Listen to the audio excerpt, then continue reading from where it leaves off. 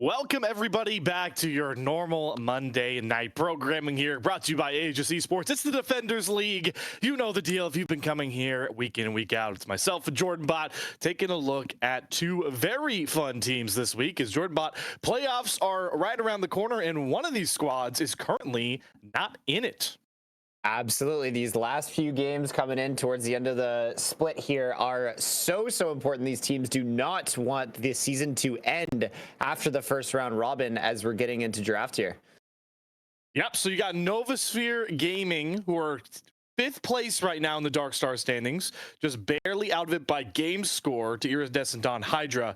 And then we're getting another look at the team that really impressed myself and more impressively impressed Jordan Bot as the higher ranked and smarter man on this desk. OverSoul Esports Incarnate, who are third place and are sitting in the playoff standings pretty comfortably on your red side, flying through those bans. And looks like both sides have split agendas on what they want to do with these first phase of bans, Jordan Bot. Yep, tremendous Seraphine priority coming in on the side of Novasphere Gaming Myth on the blue side. So we wonder if we see that even as early as the B1 pick. A lot of these other contested picks, Trundle, OverSoul Esports has used Trundle to great effect, not only in the jungle, also in the top lane there for Limster. Likes to be on a bit of a carry pick there. We saw Kale and Trundle from him last week. Seraphine B1 as we kind of we're thinking there, they have flexed it around before. Usually in that bottom lane, in both the AD carry position and the support position here. So we'll see what they want to do as that one devolves. You obviously can always flex it towards the mid lane as well if you'd like to go that route. The Ziggs, though, going to be locked in as the response, kind of a two-tier flex as well if you wanted, but I know Ziggs is just such a, I believe we talked about it last week, Jordan, about that Ziggs is such a great neutralizer for really anything you want to do in either lane he goes. Yep, absolutely. A lot of disruption in the kit, a lot of safety, and a lot of ways to help a dive composition, which is typically what Seraphine compositions are weak to. So you see the Ashe. Is that a Ashe lock? It is. So a lot of flexibility coming in here from the first two picks here. Ziggs has been shown to be piloted not only by Matstat in the bot lane there, but also by Freedom Potatoes in the mid lane. Loves to get his hands onto a control mage. And the Ashe has been piloted by Lowy, excuse me, and Matstat before. So we have no idea where this draft is going to bring us here. And it's also some of the more fun ones, right? As you get to slowly devolve and figure out where both these teams are thinking. But so far, they're certainly picking very strong picks in the current meta. Bel'Veth reflecting that pretty well on top of the other champions we've seen here. Certainly going to be in that carry-oriented role here for the NSG jungler. Yeah, Ponyboy has liked, kind of had one identity on this team, and that's with carry picks such as like the Graves, the Kindred, the Vi, that kind of thing.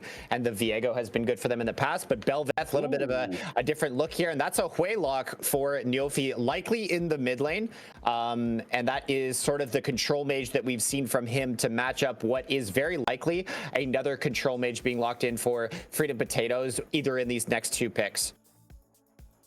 And we'll see what the answer looks like. The Volibear was hovered before the Ashe was locked in. I'm always a fan of locking Volibear in the current meta. I think he is very tuned up and strong in two roles respectively. I do know that, and Jordan, you correct me if I'm wrong here, but I believe his buffs were sort of catered to putting him more into the jungle role here. And I would expect with how early in the draft we see OverSoul Esports lock this Volibear in that it will be a jungle Volibear, but you never know. Yep, I imagine it'll be jungle just to match what the Bel'Veth is going to be doing. Volibear will be able to create a lot of early chaos. And again, the Ashe and the Ziggs have not been revealed as to where they're going. We're imagining the fourth pick is either going to be for top lane, blind to maintain those flexes, or I imagine just a control mage mid for Freedom Potatoes if they're willing to just run the Ziggs and the Ashe bottom. We see Rakan being taken out, and that was a target ban at Anthem Part 2. Had a wonderful Rakan performance last week in the composition here. Gwen being pinched away, not going to let the Limster get his hands on that one either. Do we see a Kale ban? Because we've seen that from the Limster. It's his flavor. Trundle and Kale had a wicked performance on both of them in their previous week. Yeah. So, on the other side, yep. Oh, okay. So we're throwing a bar ban down, signaling that Novasphere believe that that's a Ziggs mid and an Ashe AD carry, which, like we mentioned prior watching OVS, that is a very, very real possibility here. The Sona ban, I like that one as well from OverSoul, just kind of doubling down on the, we're not going to give you the creme de la creme Enchanter double bot lane death roll ball with the Encore and the Crescendo. You're not gonna be able to grab that one, but they, on the back end, will grab the Karma, and that gives us a lot better of an idea of what OverSoul's comp's gonna look like at the end of the day. Yep, it's almost for sure Karma in the mid lane to match what Wei is going to do. Usually we see this lane go. Karma will control the Wei in the early levels and then has that spike on Malignance. But Wei just seems everything that I've seen from him in different regions and in different corners of NA. Wei is one of those Z tier mid laners that giving away, you better be getting something good for yourself. But one thing I will say about OverSoul Esports Incarnate first couple picks here, they have a lot of go buttons. And that's one thing I really like from team compositions at this level. And you see the Nautilus being grabbed up from Novasphere, another great go button in the meta right now. A lot of a range on both sides. They've got key go buttons as well. And it kind of boils down to what does the top lane matchup look like? Because I believe in this meta, that can sway a lot of things, especially when compositions look eerily similar. The Renekton going to be locked in blind here for Novasphere Gaming, which leaves the Limster.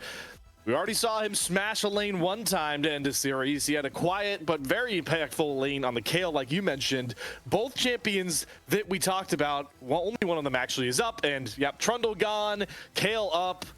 It seems like the Limster is just going to keep rolling what's been working for him virtually all season long. We're going to see him lock in the Kayle. I think we're going to see him lock in the Kayle. And as it ticks down, we're going to see the Kayle. All right, ladies and gentlemen, we've got some heals, we've got some shields, we've got some scaling. But these teams do love to fist fight, so I'm geared up and ready and excited for game one here with Slayer. Yeah, both these teams also kind of enjoy extended fights. It's very, you got a Bel'Veth that wants to reset. Kayle wants to bail out as long as she can with that Divine Judgment, Karma. There is a lot of staple Season 14 picks in both compositions. And speaking of compositions, though, I want to give a quick shout out to ProComps, our sponsor and a game changer app for the league community. This isn't just like the other tools, folks. It's your personal draft coach, perfect for both team-oriented games like you're seeing here in the ADL right now and your solo queue. So you can take them either way. In fact, you can pair it with any other app you use right now. ProComps stands out with features like custom champion pools, personalized tier lists, and live draft advice. Think of it as having a virtual coach and a strategy toolkit all encompassed into one. They offer real-time champ and ban recommendations. They already have over 200,000 downloads and thousands of daily users, just like you guys watching at home now. ProComps is user-friendly and 100% free. It is a no-brainer to at least give this thing a go. Download ProComps now and you'll experience a whole new level of drafting power in your League of Legends games.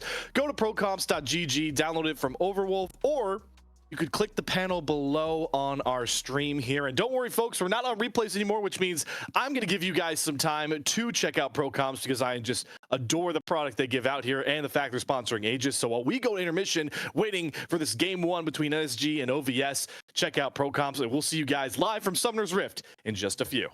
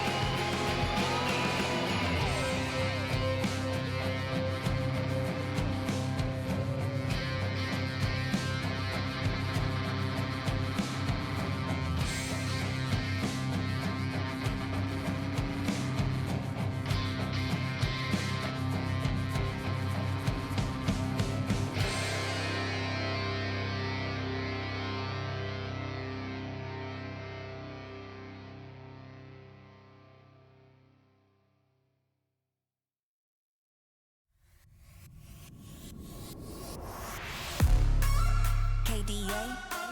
Should we show them how we do it every day?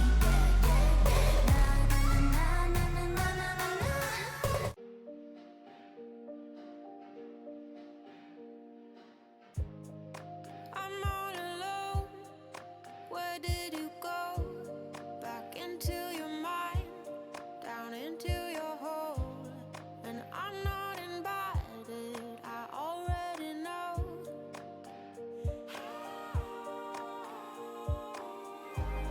I'm standing right in front of you.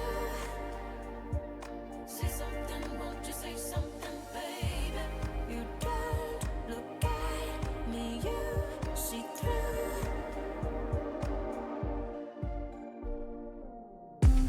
You want me to swim, but you'll be my ocean.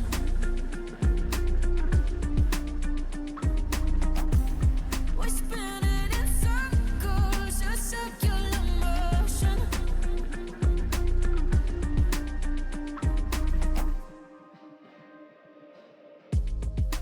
Pushing away, you're pulling me through. Might do the same if I were you. 1 foot on the ground and 1 on the moon.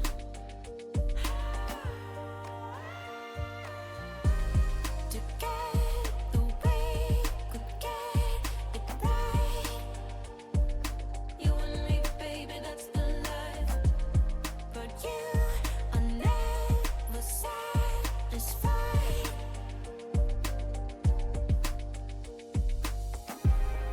And every time I close my eyes, we're falling from the skies.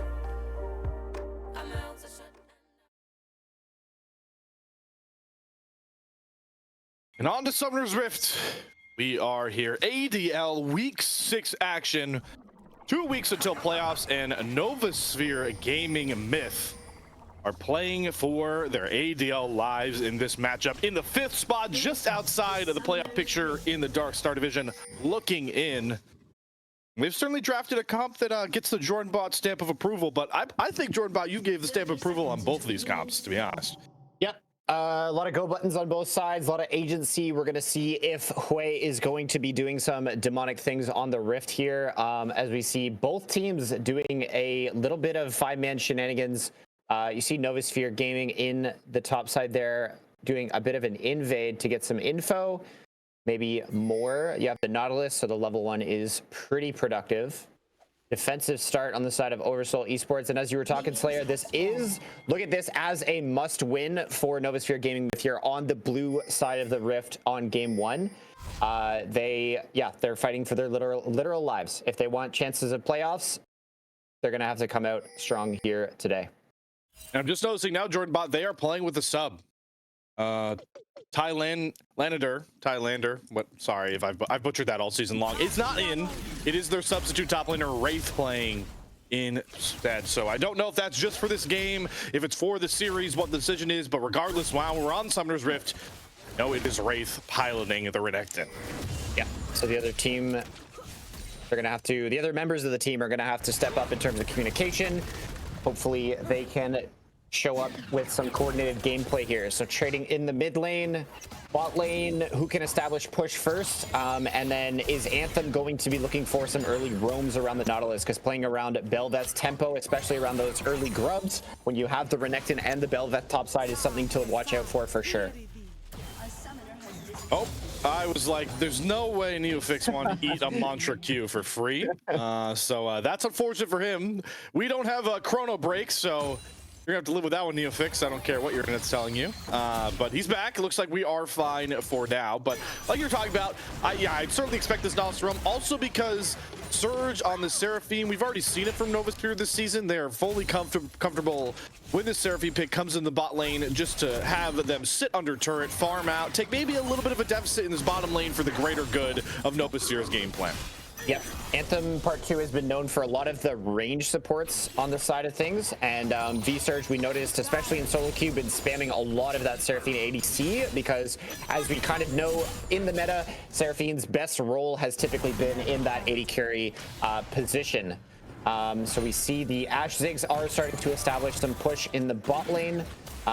We see Swifty, junglers are doing mirrored clears, or the opposite side.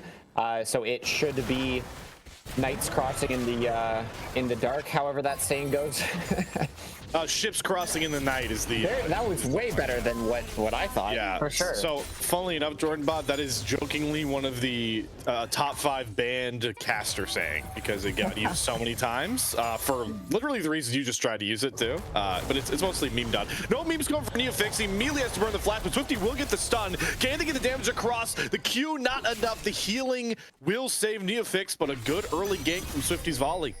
Yep, really nice there. Comes out from the full clear, visits the mid lane, and doesn't have to commit his own flash. That's very important. So Neofix, no flash for the next 5 minutes there, is going to be restricting his area of play and his abilities to help his Bel'Veth in this early game.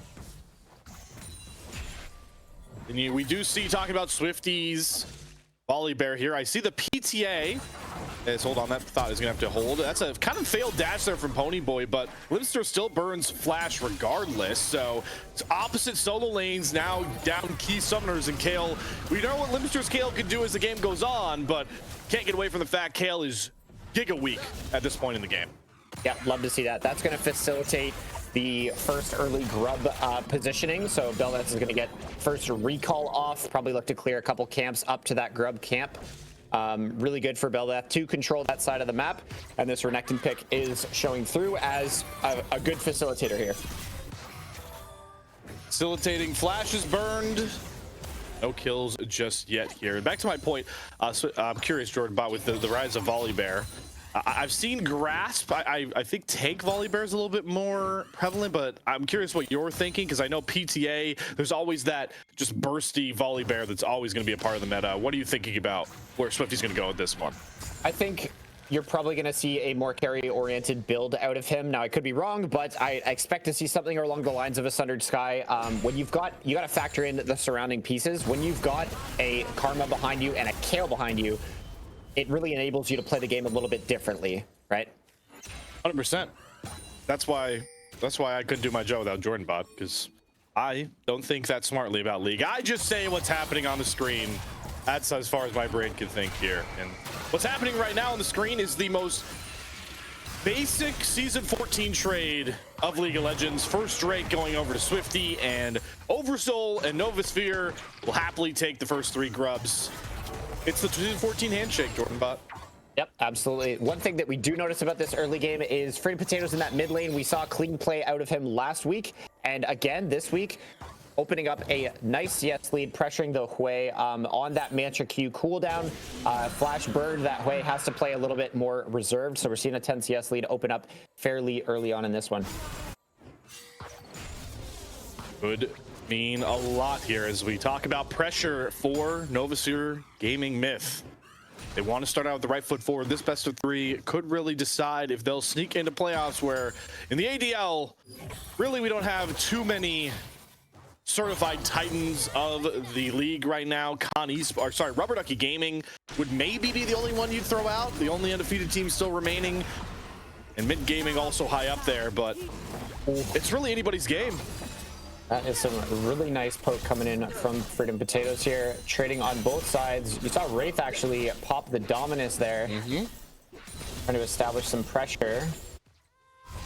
Certainly going to make the Limster feel a lot safer now that he still has Divine Judgment. Bot side gank coming down. Swifty trying to cut off this Seraphine. Gets the stun onto Anthem. Skarloey dropping down the Halo Blades autos with the Ashe, but not enough burst damage to burn through the Nautilus. Topside Limster face checks into Wraith, who doesn't have Dominus, but certainly thinks he can get it done without it. Forces Divine Judgment out. Now Limster looking for a turn, but Ponyboy shows up to make sure nobody falls still onto Summoner's Rift. Yeah, Limster's going to have to take a pretty bad recall here. You see Swifty coming off that base. I didn't really love that bot gank there. It threw off the tempo of his topside camps. Bel'Veth might look for an invade here, but also not able to cover Limster. A hook in the bot lane from Anthem. Yeah, great dredge line. Cancels out the boost pack from Matstat. We got a flash of the topside. Swifty's going all out for Wraith, but the Stormbringer doesn't plant a slow. Only forces out a flash, and this game continues to go deathless on either side as we approach the 10-minute mark. Yeah. You see what just happened in the bot lane, what we were talking about with Swifty spending that extra little bit of time to just get a chunk onto the Nautilus Seraphine. Didn't amount to really anything, but then was late to that top play. You imagine that First Blood actually falls over to Swifty on the Volibear there if he was there to protect Limster in that moment where he was kind of getting zoned off his turret. Those little movements in a game like this could mean a mile. You do see plating obviously getting taken on both sides here. Mattstat's certainly going to love the fact that he is going to grab, I believe, both of those plates with Demolish for free. So 250 gold into this Ziggs' pocket. Yep, gonna feel really nice. Ziggs does want to live that fantasy of being a bit of a building destroyer, so we'll see how long it takes for them to chip down that tower down to the last plate, and then he can obviously execute it with the W. Neofix is in trouble. Yep, double gank, Spiral of Despair, but the root comes across first on to this Hui, who's running on the wrong side of the rift. One more auto will get it. Freedom Potatoes gets one, but it might cost them a much more. It's Ponyboy's flashing over the wall, grabs the trade kill. Great dredge line from Anthem, but Swifty is going to be able to run right out there. Both mid laners fall, but it's First Blood crowned to Freedom Potatoes. Yep, 1 for 1 there. Belveth picking up the kill on that side, and then thank the heavens that Freedom Potatoes was able to trade back and get closer to that malignant spike that we always talk about in the Karma Hui matchup. Karma does absolutely spike on one item where Hui is much more invested in the scaling options, trying to get that tier stacked up, trying to get that first item completion. Usually we see, I think, a Ludens along those lines into a Seraphs, or maybe I've got the items confused. Season 14's been a little bit crazy. More trading in the top lane, more aggression, and the second row of grubs are spawning very soon. Yeah, so Wraith trying to get some tempo there, because grabbing at least 5 of those grubs is going to be really nice for Ponyboy, especially. I've seen some diabolical things cooked up with that Velvet passive on the minions you kill with the grub mites. It could make for at least 2 turrets, if not more, claimed. And with Swifty on the bot side, Ponyboy is not only going to get 5, he's going to be able to pick up all 6 for the side of Novasphere Gaming. Yeah, Anthem's going to establish his presence up there. As we see another DC on the NA Super server, we're going to have to take a pause. Okay. Well, Freedom Potatoes is back, but Madstat isn't. So I think we're going to be out of this one for a little bit longer, which does, however, give me some time to shout out something else that I want all the Aegis family to know about if they aren't familiar. I think PVS knows what I'm talking about. If we could throw up the lovely graphic here. The Aegis podcast, run and hosted by the Dashing Redacted, is in fact, I believe, focusing on the ADL this week. So, you know, you can be on the show, as you can see, want to be on the show as one of the parts of that graphic. You create a ticket on Discord. There's a ton of fun mini games. The trivia, the trash talk is certainly one of my more favorite parts to listen into on that one. So ADL fam, ADL teams watching, I think anybody, you can get yourself onto the Aegis podcast and talk to the lovely Redacted. Can't wait to listen on that episode to see how Mr. Redacted wraps up the ADL season, as that's coming to a close soon. But hey, look at that. The timing works out. We are back on to Summoner's Rift and everyone is reconnected. Very good. And as we go, V-Surge is in so much trouble. Yeah, I mean, you hit the all 3 ult slay on top of Seraphine. Not going to live through that one, like, ever. So Surge dies right as we get the right freeze bug. Everything is okay, I promise. No freakouts at home. I know we've had our fair share of spectator issues, but this is one of the most common ones. And despite that dive, gold's still going to be marginally close, but this bot turret might be soon to fall with that Ziggs passive. Yeah, you'll see V-Surge posturing back. Does have teleport, so we'll see if we'll try and salvage this one. But this is the payment for the 6 grubs. So again, short-term investment, long-term investment, who's coming out ahead. And the gold is close and the teams are closer. So we'll see how these teams are going to enter the mid-game there as first brick falls to the Ziggs passive. That's what we want to see. Matstat probably going to be transitioning into the mid lane and establish some push, very safe push there with the Ashe Ziggs in the mid lane. Yeah, gets the Archangel's staff, wants to stack them up to a Seraph, keep the Zig extra safe. The 700 gold lead is the biggest gold gap now, with Madstat grabbing at least a community portion of every single one of those bot side plays. I believe he grabbed 2 of them solo, the rest of them assisted in the first turret gold. Just such a massive spike in this early game and the real first edge out between either of these squads. Yep, as both teams are posturing for this Dragon, TP available on Wraith and Eclipse finish. So you're going to look to want to pressure a lot as the Renekton here, spiking really hard on that one item, either bot side or in the 1v1. I imagine he'll look to get involved here. Visor in a lot of trouble again, finds himself alone up the creek without a paddle. Anthem going to try and answer back. Good dodge on the dredge line. The depth charge kind of wasted on Swifty. This could be a really good turn here for OverSoul Esports. Root will land on a Skarloey, and with the ult down, they don't want to push for more here. That might open them up to just get right on top of this dragon, the part of the rift Swifty's been controlling really all game long. Yeah. And while that skirmish was happening, Mattstat was getting more push in the mid lane, more presence, more pressure. And this dragon looking like it's going to be the territory of OverSoul Esports. Good looks from them here.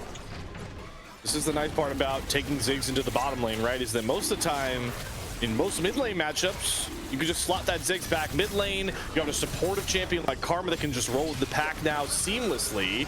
But it won't work out, and Mattstat does get jumped on here. Severing Bolt gets him very low. Spiral Despair will sink. Is it enough for Execute? It should, and Mattstat pops. Neofix gets his revenge finally in the mid lane.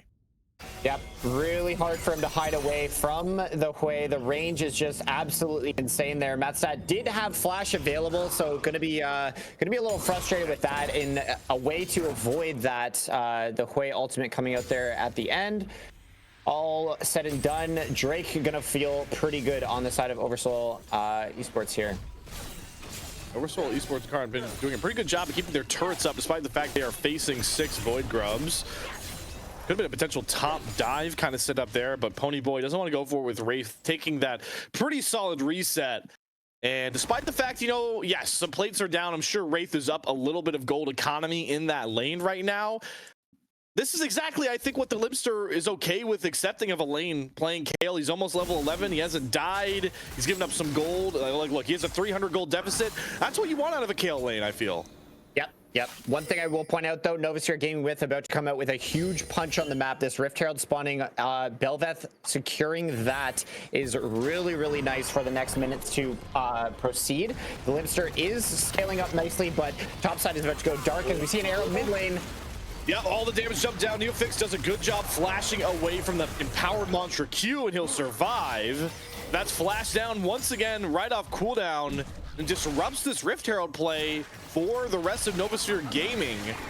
And you've got Swifty in the area on top of that now. No arrow up. The Hui still sticking around. All 5 members now of Novasphere Gaming Myth rotate up to this top side. It doesn't look like OverSoul Esports want to gamble for this one. Yep, they'll look to cross map here, even if it is just in the mid lane. A lot of wave clear options here, though. Neofix gonna take a chunk of damage as the ultimate comes through. And Wraith is right on top of the carries here. Skarloey, one more auto to fall. Anthem doing a good job brunting as well, but they turn their attention to Swifty. Has to Stormbringer out, bring the Spiral Despair nearly to kill his carries, but it's Ponyboy to flash through. Great Divine Judgment comes out from Libster, and the turn is immaculate. So many low health bars, but it's OverSoul Esports Incarnate that comes out with 3. Massive team fight win here from OverSoul Esports Incarnate. Blinking health bars, flashing out 1 HP, and they're gonna bust open the mid lane, collect their riches, and get some recalls off. What a nice team fight. Libster came in really, really clutch with that Kale ultimate, and so close and so sad there for Ponyboy on his Bel'Veth. Yeah, in the background, talk about that one item power spiking Malignances. Wraith is just dead. Trades his life for a top lane turret. Mattstat will happily accept that gold. But that Malignance Karma, man, basically one-shot Neofix and Surge in the background. Also a huge part of that team fight win. And now, OverSoul Esports Incarnate comfortably sitting with a 3K gold lead. Here comes the answer. Double TP. Yeah, could completely throw this back. Libster doesn't have Divine Judgment up, so he's going to fight his way out, but Ponyboy just gets deleted in an instant. Mattstat still up, no real communication, and Libster might just be out here. They'll turn their attention to Mattstat, gets the crushing maw dropped on him, is going to pump almost all of his damage, and Neofix will claim it, but certainly not as clean as intended there from Novasphere. Yep, good punch back here from Novasphere. Yeah, not super clean on the execution. This is what happens when you leave up that R5 KO. Limster has shown time and time again that he is more than competent on this pick, as we see him already level 12 at the 16-minute mark. That is a ticking time bomb that is going to demand Novasphere to answer, right? It's deja vu to the last series, game number 1. Team forgot too much about Limster, let him kind of quietly scale up. And in team fights, in any real skirmish, Limster is just mechanically so sound on this Kale. And I know Kale, you know, is a scaling threat. Is hold on, Wraith also gonna get jumped in the side lane. Swifty just continuing to push the great numbers here for OverSoul Esports. Incarnate doesn't get the stun. Wraith pops the Dominus, and that powerful ultimate enough to assuage any further play. Yep, and that gives access of the Dragon over to OverSoul Esports. Novasphere Gaming just trying so hard to show up in these lanes and collect something for themselves as just a commanding presence on the Rift here across the board from OverSoul. Topside, teleport advantage even given over to Limster. Neofix, if a Dragon play were to happen, could not really answer. He'd have to walk all the way down. And Limster with TP is actually going to walk his way all the way down, but with a reset coming for Wraith, no teleport available there. Ponyboy completely fog of ward out of the Dragon Pit. This is going to be a pretty quick soul point for OverSoul Esports. One thing you'll notice about OverSoul Esports Incarnate's team composition here is it's nearly impossible for Novasphere Gaming to muscle their way back in after they've lost control of an area with the combined poke from the Ash volleys, the Ziggs, all the bombs that he's going to throw everywhere in combination with Freedom Potatoes on this Karma. The amount of poke coming through, it just seems too much for any one champion to sort of walk through there. They do have the Seraphine shields to try and muscle their way in, but without flanks, this monster ball comp coming in from OverSoul Esports is looking a little bit dangerous, Item-wise, not too much of a gap just yet. Most like maybe a half item is the lead here. You've got 2 Seraphs now complete for Neofix and Surge, so they do have some extra survivability there. But I got to go back to that point that you mentioned, man. It feels like the Limster's Kale is really the defining factor for the game going forward, and really in the last couple of skirmishes for OverSoul Incarnate. You got to keep this guy out of the kitchen, because if you let him cook, he is absolutely going to burn you for it. And he's got a 20 CS lead. I believe, if on back would be able to hit that 2-item power spike, the first of his team to do so. And we haven't even talked about the fact that he hasn't hit level 16 yet, which is really where Kale is like fully unleashed. Yep. Chemtech Soul going to be the Dragon this game. So the options of the Soul coming in, Chemtech. Is that going to feel pretty good? The shields and healing on both sides are pretty substantial, so these long drawn-out fights, that's going to feel pretty nice for OverSoul here, if they're able to secure that one. OverSoul looking to spread out and take down as many of these free turrets. They do grab one, but here comes the power of the Rift Herald with Belveth. Ponyboy going to crash that one in. Swifty first to rotate over. It looks like a big commit here for this turret, but they'll eat an arrow to the face. It's Anthem who will happily accept it, but does he get burned down? Has to immediately expel his flash just to create some distance from Swifty, and the Limster is here. Immediately eats a depth charge. The dredge line will fail, and that means Anthem will fall. Ponyboy might be next here. So interested. Surge. Skarloey has the volley. A flake coming down with the Mega Inferno bomb. That's all they'll find. The head of Anthem. More pressure for OverSoul Esports. Yep. Novasphere Gaming running out of map to play in, getting all 3 waves pushed in here, restricting the area of play. Hard to get wards out, and you see Anthem getting caught out there and pinged for that one with his life. Ooh. And as if we didn't think this Kale matchup was going anywhere, he's just gonna get the solo kill. I mean, you die with Dominus and Flash up there, Wraith. That's just a misplay and disrespecting Limster's Kale. There's nothing more to say about that one. Yeah, without the possibility of turning and using anything offensively, he really didn't want to respect the Limster's Kale again and have to pop that and just walk away. He thinks the cooldown is maybe too important, so thought he could get away with that one. feels like he needs the flash for these oh so important dragon fight moments, as dragon is coming up in less than 2 minutes. What will Novasphere Gaming Myth do to claw their way back into this one?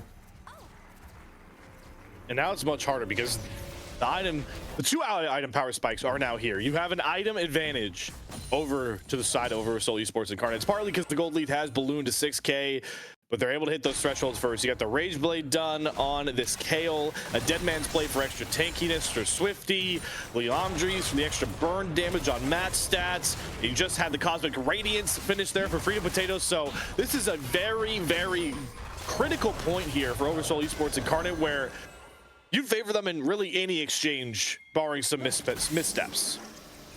Yep. You wonder what's going on in the comms of Novasphere Gaming. Are they going to try maybe a Desperation Baron to try and get themselves back in this one? But you really wonder. They prioritize those grubs so heavily and haven't really been able to touch any turrets, as fighting in the mid lane. Good flash there for Freedom Potatoes. The arrow will sink home once more. Skarloey been on top of those. Forces a response. Death Charge. The Encore will land on top of the 6. Can Matt stack it away? He blasts his way to safety, but leaves Swifty in the middle of all of them. Look who's coming for the flag. The Limps are looking to unleash this Kale. Forces immediate flashes out of Surge, but see you later goes Neofix. The Divine Judgment forces Limster forward, and everything falls in order for OverSoul Esports Incarnate once more. 4 for 0 on that one. OverSoul Esports Incarnate, they own the Rift, and they get to decide, are they going to push for more? Are they going to go for the Dragon, or are they going to go for the Baron? Soul is on the table for them. Baron an option. Anthem is just all out of teammates here.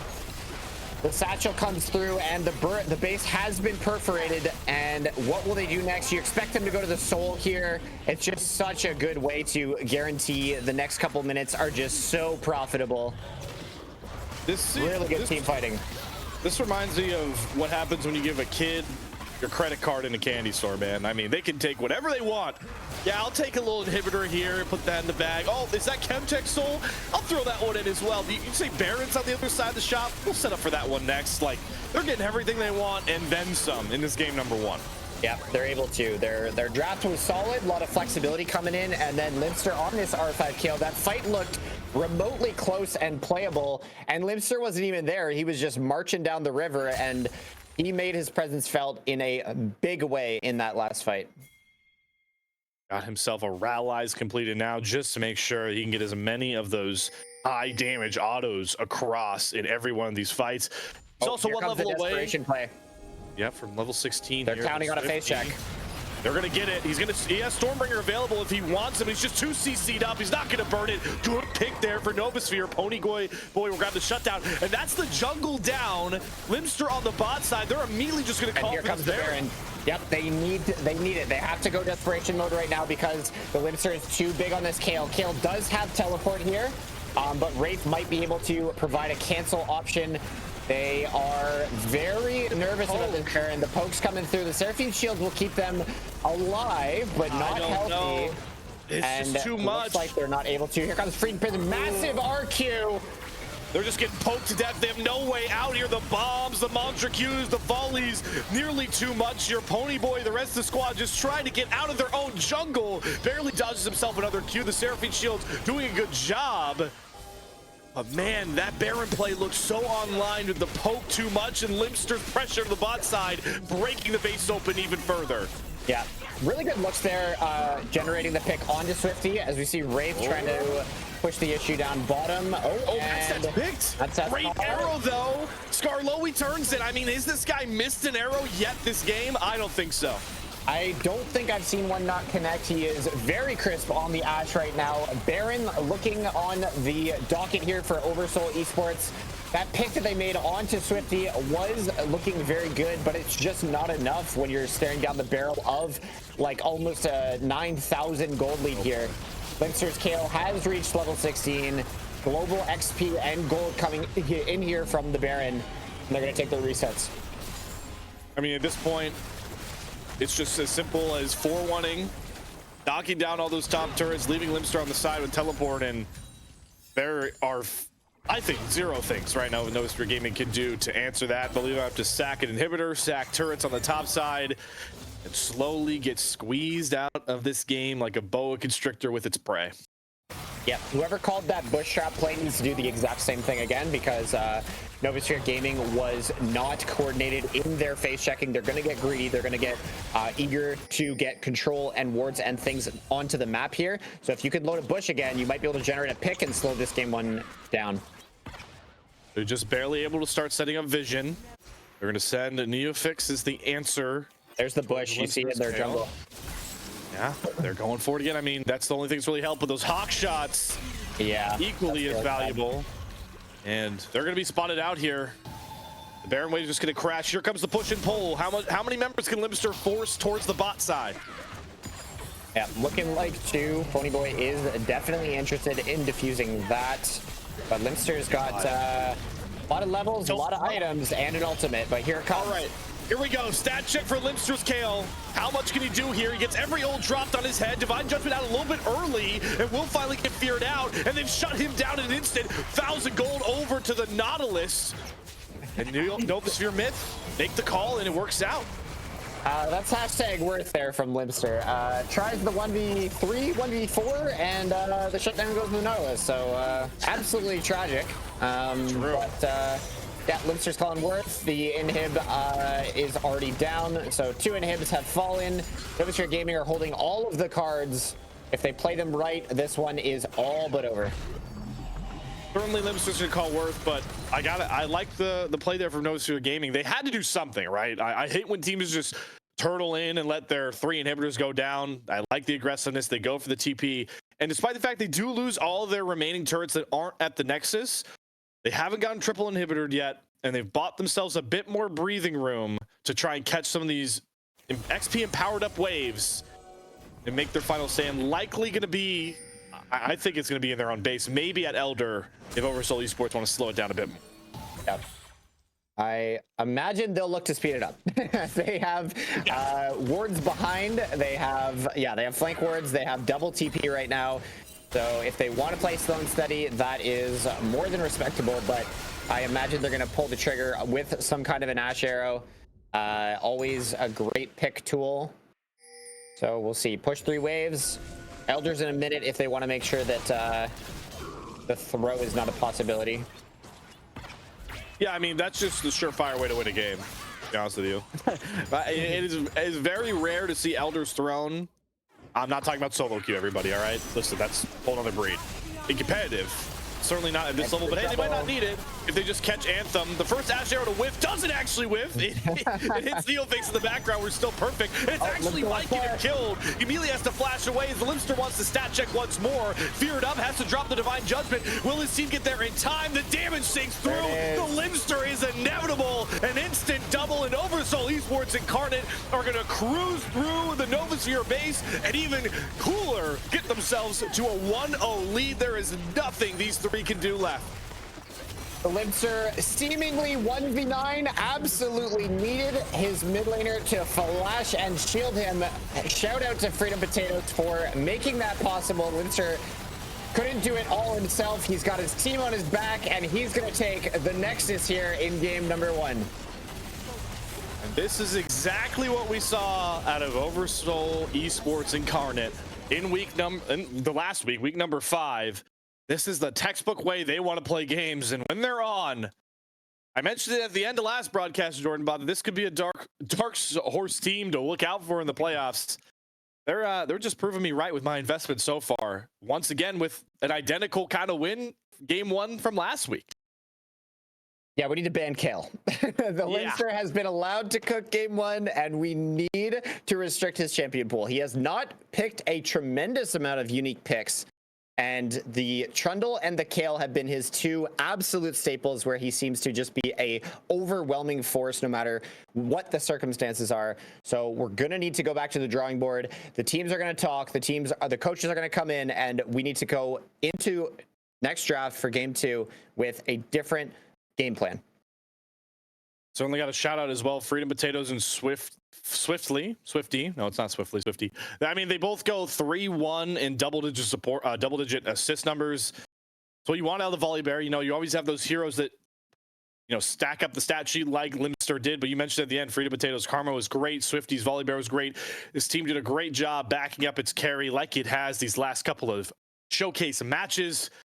And if any indication from week number 5's broadcast is here, it's that the brooms are soon to come out in the name of OverSoul Esports Incarnate and Novasphere Gaming Myth. They've got to find a way to rebound, not only for this series, but for their season as we wind down towards playoffs. We'll have the game number 2 draft and the adjustments from Novasphere Gaming Myth on the other side of this intermission in just a couple of minutes.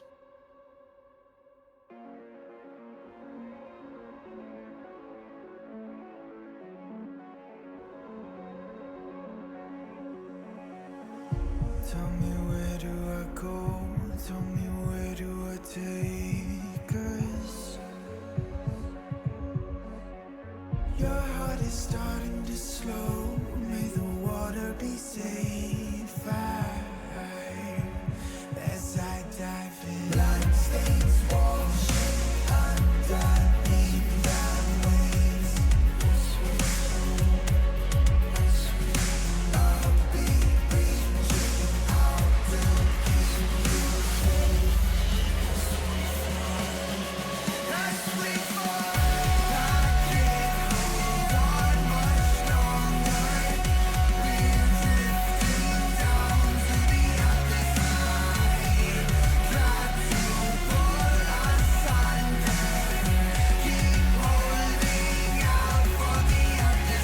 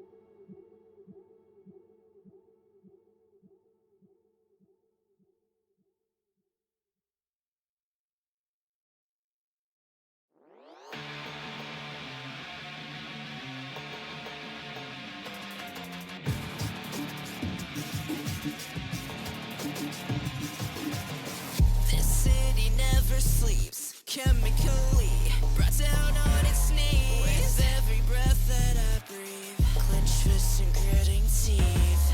Tonight the energy flowing in me is waiting for relief. Thunder beneath my feet, a sight you won't believe. Until the dawn, the darkness falls, and I lose control. I feel it in my bones.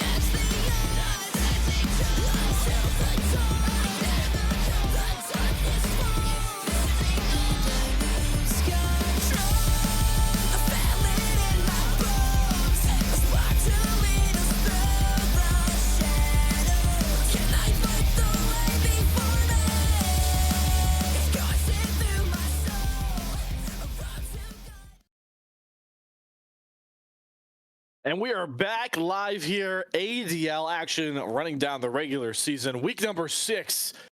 And if we've learned anything through this week and a half that we're now through at this point, is that OverSoul Esports Incarnate are separating themselves from the pack, hunting for the playoffs. Novasphere Gaming Myth, gotta find a way to shut it down. We're into the second draft. We have a side swap coming across. And I'm already worried, Jordan Bot, because I don't see a Kale or Trundle ban from NSG yet. Well, Novasphere Gaming Myth going to opt into that red side, which means they control the last pick in the draft. So I guess their assessment is we do have answers into things like Kale.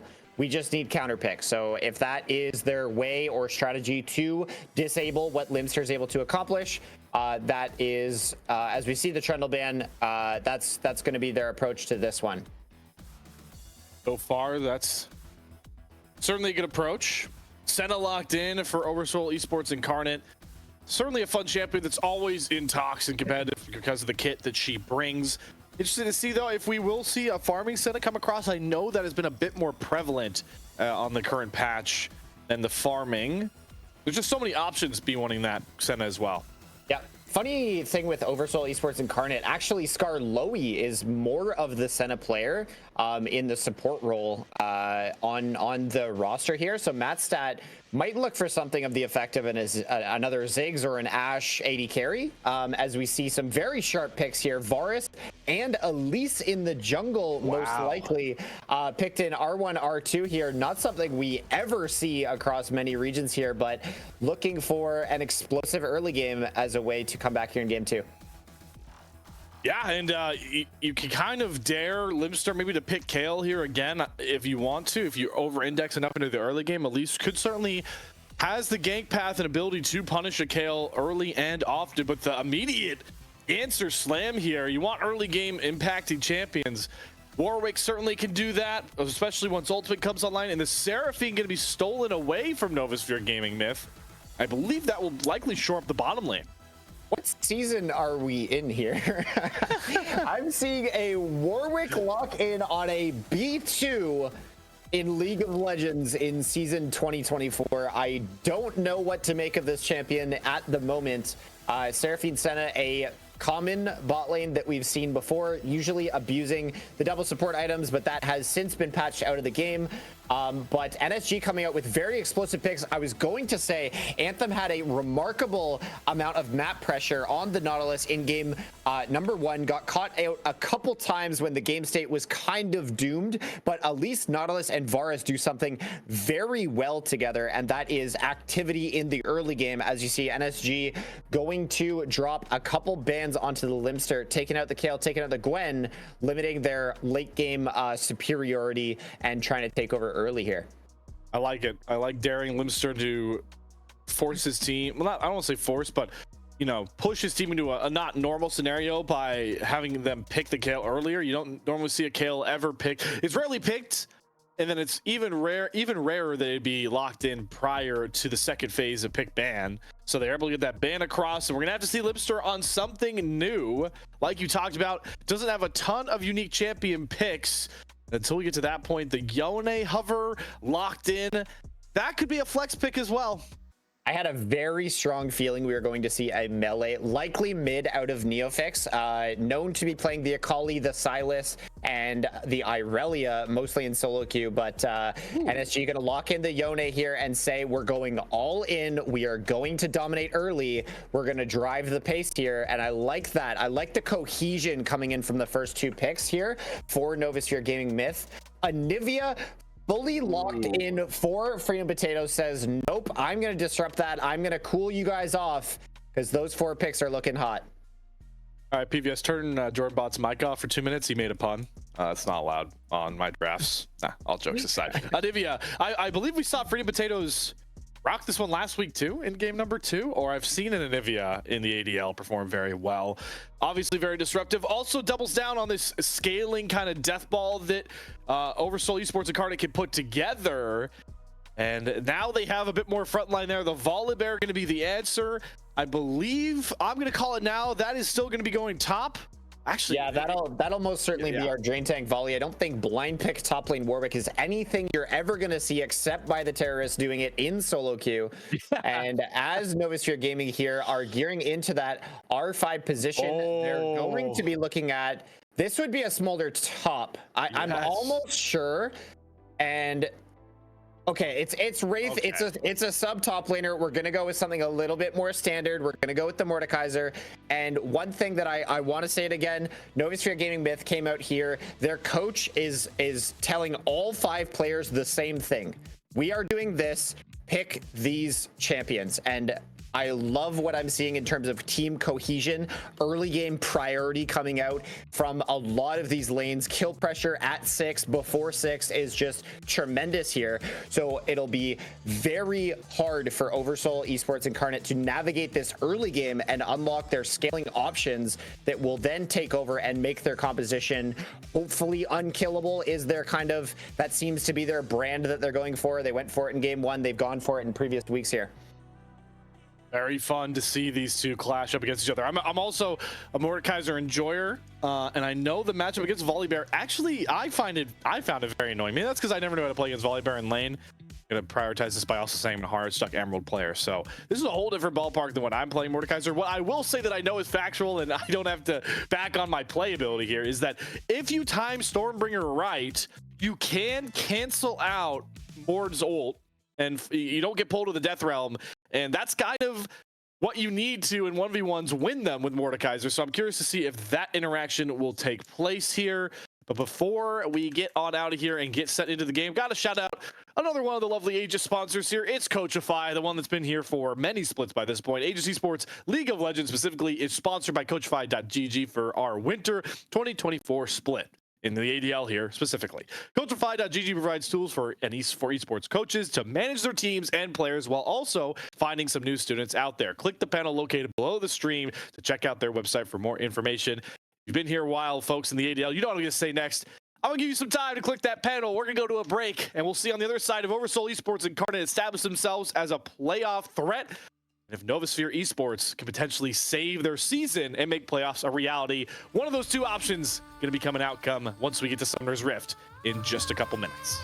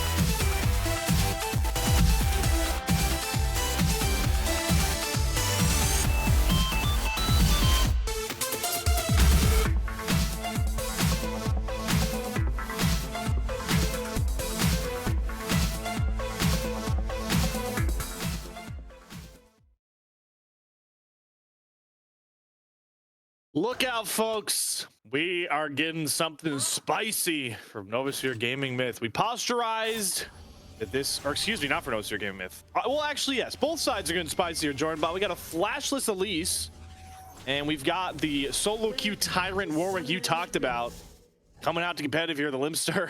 He's got the barrier Warwick top, man. This is going to get stinky. I was scratching my head as to what that... Oh, no. I have to hold my breath here. Wraith is going to get chased here, has to flash, and that's just going to feel absolutely terrible. Wraith being subbed in tonight just to be R5 counterpicked into the Kale game 1, and then the flex pick Warwick. I was wondering, why on earth would you B2 a Warwick? And I guess if top and jungle can play it, it can be thrown up there to throw a wrench into this last pick Mordekaiser's plans. So volatility in the top lane, and yeah, like you were saying, Ponyboy going for the ignite on the Elise, all in on this early game. If they do not get ahead very early on in this one, I don't think we are seeing a game 3. Yeah, well, they already are down kind of on the top side. I wonder how much that's going to change Ponyboy's plan. Mordekaiser certainly has a lot of tools to sustain and stay safe in this lane, but you also R5 this Mordekaiser in a way to win the lane. So it is certainly gonna be rough. This game certainly has a lot of scaling also on the side of this this blue side here. I mean, you got a Senna, a Seraphine, and a Nivea. Like, if this game goes long enough, you're not killing any of those guys, to be honest. Yep. OverSoul Esports just saying, we are the better team. We're going to weather the storm of your early game, and we're going to come together. You notice that all 5 champions, when they're together, they interact in a very productive way. So the Mordekaiser might be thrown in there as a way to kind of let's kidnap one of the pieces, and maybe they fall over to our other pick-oriented champions here. See, Elise is starting with a full blue side clear. The wards on her top side have completely gone out. And Swifty, not having spotted that Elise, likes the odds of trying to take this vertical. And rarely do you get a handshaken vertical jungle clear, but hey, anything can happen in the ADL, baby. Yeah, that spells scary things for Wraith. He's going to have to do his darndest to stay safe up here and maintain. Yes, here comes Anthem. Yep, Dredgeline lands. Skarloey, good flash, though. Dodges out on the Cocoon. Without flash, there's not a ton of gap closers there for Ponyboy, so support's just trading flashes at the end of the day.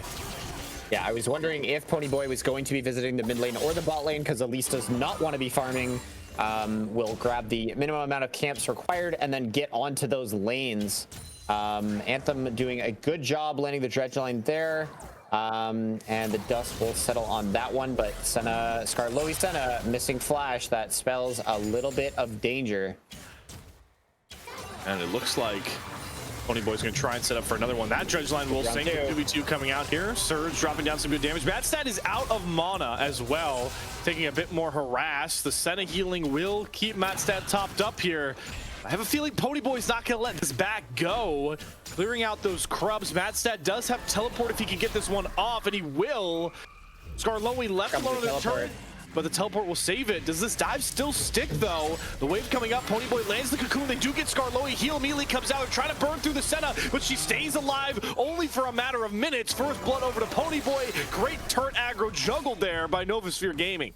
Yep, Novasphere Gaming coming out in a big way here in this early game. The dive there, not played super crisply, but Skarloey kind of helpless there without the flash. I think Madstat could have maybe set up a trade kill or at least stalled out the situation to make it a little bit more dangerous as we see some trading in the top lane, but this is sustain versus sustain. Limster wants more, he's got the barrier.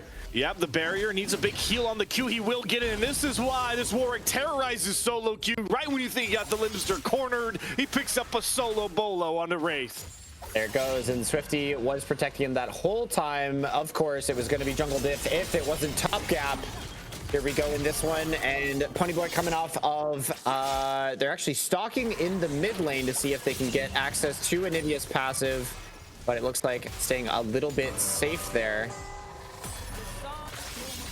Just the bot and mid side for with, you know, Free Potatoes and Madstat and Skarloey, they know the assignment, right? They don't need to play they can sack some waves, some aggression, because they know that they've got the top side winning like expected, and they will scale up as long as they are not surrendering insane leads for OverSoul Esports. So I like it. Yep. Ponyboy Esports just trying to finish another jungle clear just to eke out. As the Elise player, you really love to get your first recall off and either go grab the Sork shoes for that increased move speed and tremendous damage, or the Hextech alternator, depending on what your priorities are. Interested not to see the Hexfast rune taken on Anthem's Nautilus here. I feel like that was pretty necessary to establish more dive pressure either in that mid lane, because you want to establish your presence in the bot lane, and then you want to spread it out into the mid lane. As we see, Wraith is in trouble again. I mean, flash off cooldown is immediately having to get burned there. Level 6 just gives you that onus. 3 Void Grubs picked up, and Limster will happily trade his ultimate for that key summoner. So when someone asks you, hey, do you mind subbing in for our top lane tonight, is this about what you imagined? You know, up against the Limster, I could see it coming, but man, does it feel rough for Wraith regardless, right? And I don't know how much prep came into this. We don't know how long Novasphere Myth knew that Wraith was going to have to play tonight. It could have been last minute. It could have been prepped for, but the way Limster has played this season, the ADL, I don't know if there's a lot of top laners that are prepped to face this guy right now. Yep, that's a really good point. Okay, so we see the first recall coming in for Ponyboy's Elise. Has based and grabbed Sork shoes and a full sheen, going for Lichbane first, as we see pretty common on the Elise. And gonna look to run straight back bottom, maybe for a Drake contest, and maybe for more pressure, either dives or ganks here. Yep, Swifty not gotten his first recall off yet. He'll probably do it relatively soon, I would assume here. He is posturing like he wants to hover mid lane. Ufix always gonna have that kill pressure over Freedom Potatoes. A little bit less when the passive is up, but now he'll finally take that first back. We get the same handshake from last game. First Drake gonna be surrendered, but Swifty gonna have a lot to buy once he finally decides to take that back. Yeah, Swifty already traded back on the objectives and got the 3 Void Grubs for himself and his team. Okay. Fear doesn't land for Limster, but whenever you think this Warwick is about to die, he's going to heal for about 400. Goes into the death realm here. Wraith likes his odds this time. No ult up for Limster. Goes for the barrier. Immediately gets the ult up. Bot side, Matstat jumped on, drops a double encore. Has to flash away as well. Bunch of fighting across the rift, but nobody dead just yet. And Deja Vu starting to strike here for OverSoul Incarnate. Great dredge line will land. Matstat will fall. Jungled the aggro well, but Ponyboy is just dead in the background. Swifty showing up this time to even the dive attempt up to 1 apiece. Yeah, we talked about that flashless Elise coming in for that dive, full committing, which I kind of like, but with Swifty being right there behind him, the trade kill will come through. Ponyboy will fall, but as the Elise, you're always happy to get that extra kill under your belt. I don't think you care about the death at this stage in the game, because again, the operating room, the room to operate for Novasphere Gaming Myth is this early game. They need to get a lot of gold. They need to accelerate to push the pace of this one. They're not even ahead in gold currently, mainly because they have that topside lead for OverSoul Esports Incarnate right now. Swifty and Limster each boasting a pair of kills.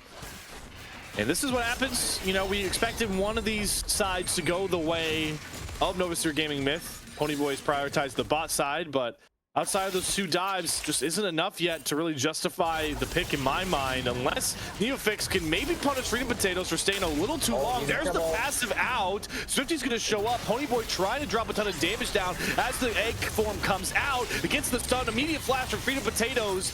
And with the Ice Storm is enough to assuage any further play. The pressure Novasphere Myth needed, they've got in the mid lane now. Yeah, Anthem on this Nautilus showing a lot of pressure on the map here in game 1 and game 2. Really good to see from him. And as we see the dust settle, really hard for the bot lane here to do anything against this Varus. Lethality Varus coming in, a lot of early damage, a lot of early wave control tools, so there won't be a retaliation play. Freedom Potatoes losing the egg there, so we'll see what happens in the coming minutes here. Grubs, second round of Grubs coming out, and Swifty's actually going to look to walk over to those, see if he can get at least 1. For anyone watching at home, grabbing 1 for yourself in out of the camp is really nice. to deny the Void Mites as all in the top lane here. All right, Death Zone coming out here. The shield, the W shield for Wraith doing a bit for him now, but Limster's just going to wait it out, patiently flashes forward and secures himself another solo kill. Bot side, another great drench line lands on a mat stat, trying to use the Shroud to save himself, but Surge will find a kill of his own. And Ponyboy showing up means Skarloey might not even be safe. Full HP with flashed up under this turret. And we're about to get another potential dive here. They're going to cancel the back out. Level 5 center here. Yeah, Skarloey's trying to escape away from the turret, but Ponyboy likes this. Doesn't have any aggro to deal with. Dropping the damage down. Will hop right on top of him once more. Gets the Cocoon stun. Is there enough damage in the tank here? The burn will get it. Ponyboy having his way with his early game Elise. That was clean. That was clean that we saw from Ponyboy there. Really nice to push the issue in this bottom lane. Do not let the Seraphine Senna get a free lane phase. Free potatoes. They're kind of trading positions here in the mid lane. Okay. This game, got that passive up, but should stay safe. And tempo certainly start to swing to Novasphere Myth. This is where they need to be most proactive. And outside of this, you know, how do I want to describe it? Rough Warwick game to play into. They're doing a really good job, and Freedom Potatoes might be the next target. Great knockup landed by Neofix. No flash, no passive. Great screen for Freedom Potatoes. Advantage once more, Novasphere Gaming. Yep, we saw this from draft. It was going to be a lot of early activity, and this Anivia can try to play safe, but we're seeing it. So many visits to the mid lane here. Swifty was able to answer back a little bit, got the 6 grubs online, so that'll feel pretty good for Limster's game, and getting access to more turret damage there. But decently, the ball's rolling. 1.5 thousand gold lead here for Novasphere Gaming. Got the gold and those champions that will continue to spike well into this point of the game. Ponyboy's 4-1. He is getting pretty close to that Lich Bane. You've got this lethality VAR, as you mentioned, for Surge that is going to find its most use in those mid-game skirmishes around those fights. The Yomu's done 1-0-2 on that champion. So Novasphere Gaming Myth, unlike Game 1, have power in some of their champions to pilot their sort of style. Yep, and you see Ponyboy piling down here. Gonna meet Swifty. All right, has to immediately hop up out of the range of the damage. Depth charge dropped down as well. Teleport coming across, and Swifty just immediately getting burned down. Stormbringer, great encore though from Matstat to assuage any further play here. The Death Rush nearly turns on its head into OverSoul Esports' face. They do get the teleport out of Neofix and avoid disaster. Swifty getting out of that one at basically 1 HP. A very dangerous play, but maybe a necessary one to sort of slow down the snowball that is Novasphere Gaming here. This Elise is absolutely online, and dodging out of the skills there was very good. Ponyboy on this Elise is showing some very sharp mechanics. This is looking like a good one. Now, the key to a good Elise player is dropping that damage. And speaking of damage, Limster, my word, these top lane trades are getting worse and worse. Swifty sticking around here, trying to catch the dragon, but man, just over-indexes, gets burned from over the wall. He's gonna bring Fate sealed as well. Skarloey's gonna burn through, and the bot side supremacy just rolling on forward for Novasphere Gaming again. Yeah, Anthem is sharp on this Nautilus, hooks the wall, flash auto onto Skarloey Senna, flashless as we see fighting in the top lane again. In the death round, Wraith, he likes his odds through the barrier. Wraith's gonna find a return kill. And all lanes now rolling for Novasphere Gaming. They are in the driver's seat for game 2. Yep, they're trying to slow the snowball, and on the side of the map that they were winning, Limster literally bites off more than he can chew. And as I say that, I'm probably gonna get muted again for more puns in Slayer's game. No, I'll let that one slide. That one actually made me laugh. I didn't see that one coming. I don't think Freedom Potatoes saw this gank coming, by the way. He's going to immediately go into the passive form, but there's too much damage on this Elise to outlast Freedom Potatoes. Back-to-back deaths in this mid lane, and now Neofix's Yone is very much so online. Yep. We've talked about this before when maybe a bot lane, maybe the Surge and Anthem had a conversation in game number 1 of like, go away from me. But in this game, I think it's absolutely appropriate for Anthem to be splashing pressure on the other side of the map, facilitating disruption up here and making sure Freedom Potatoes always has to be fearful of 3 players in the mid lane. We got 3 players at the Rift Herald. Shelly gonna fall once more into the hands of Ponyboy, who has certainly found his groove on a lot more of an early game oriented. Gotta think a pocket pick. I mean, if you're picking the least competitive, you've got to be very confident in your ability on the champion, and Ponyboy has backed up that talk and then some. Yep. Oh boy. You'd love to see the adaptation coming here from game one. Oh, Free Potato's in Great trouble. trend line.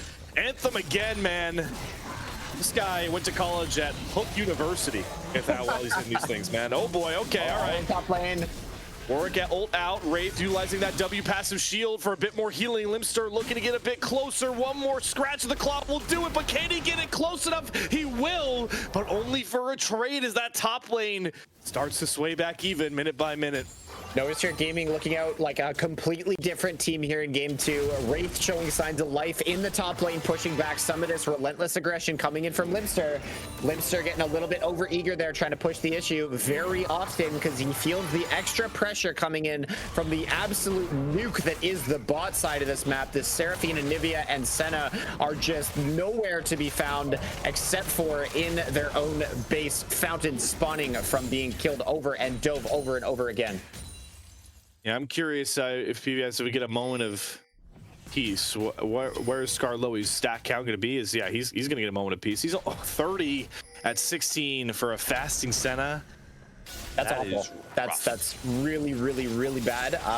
Damage not going to be existent for a very long time and can't really approach. When you're thinking you're playing the Senna and you don't have extended range, who are you autoing or who are you comboing without fearing for your absolute life here? So I love the adaptation coming here in game number 2 from Novasphere Gaming. I've said it before, I'll say it again. This draft is cohesive and this draft is extra scary to play into as these scaling picks that don't really have a lot of ways to protect early game dives. Elise's Ponyboy, or Ponyboy's Elise, and Anthem's Nautilus are absolutely fully accelerating into the doors of OverSoul Esports here.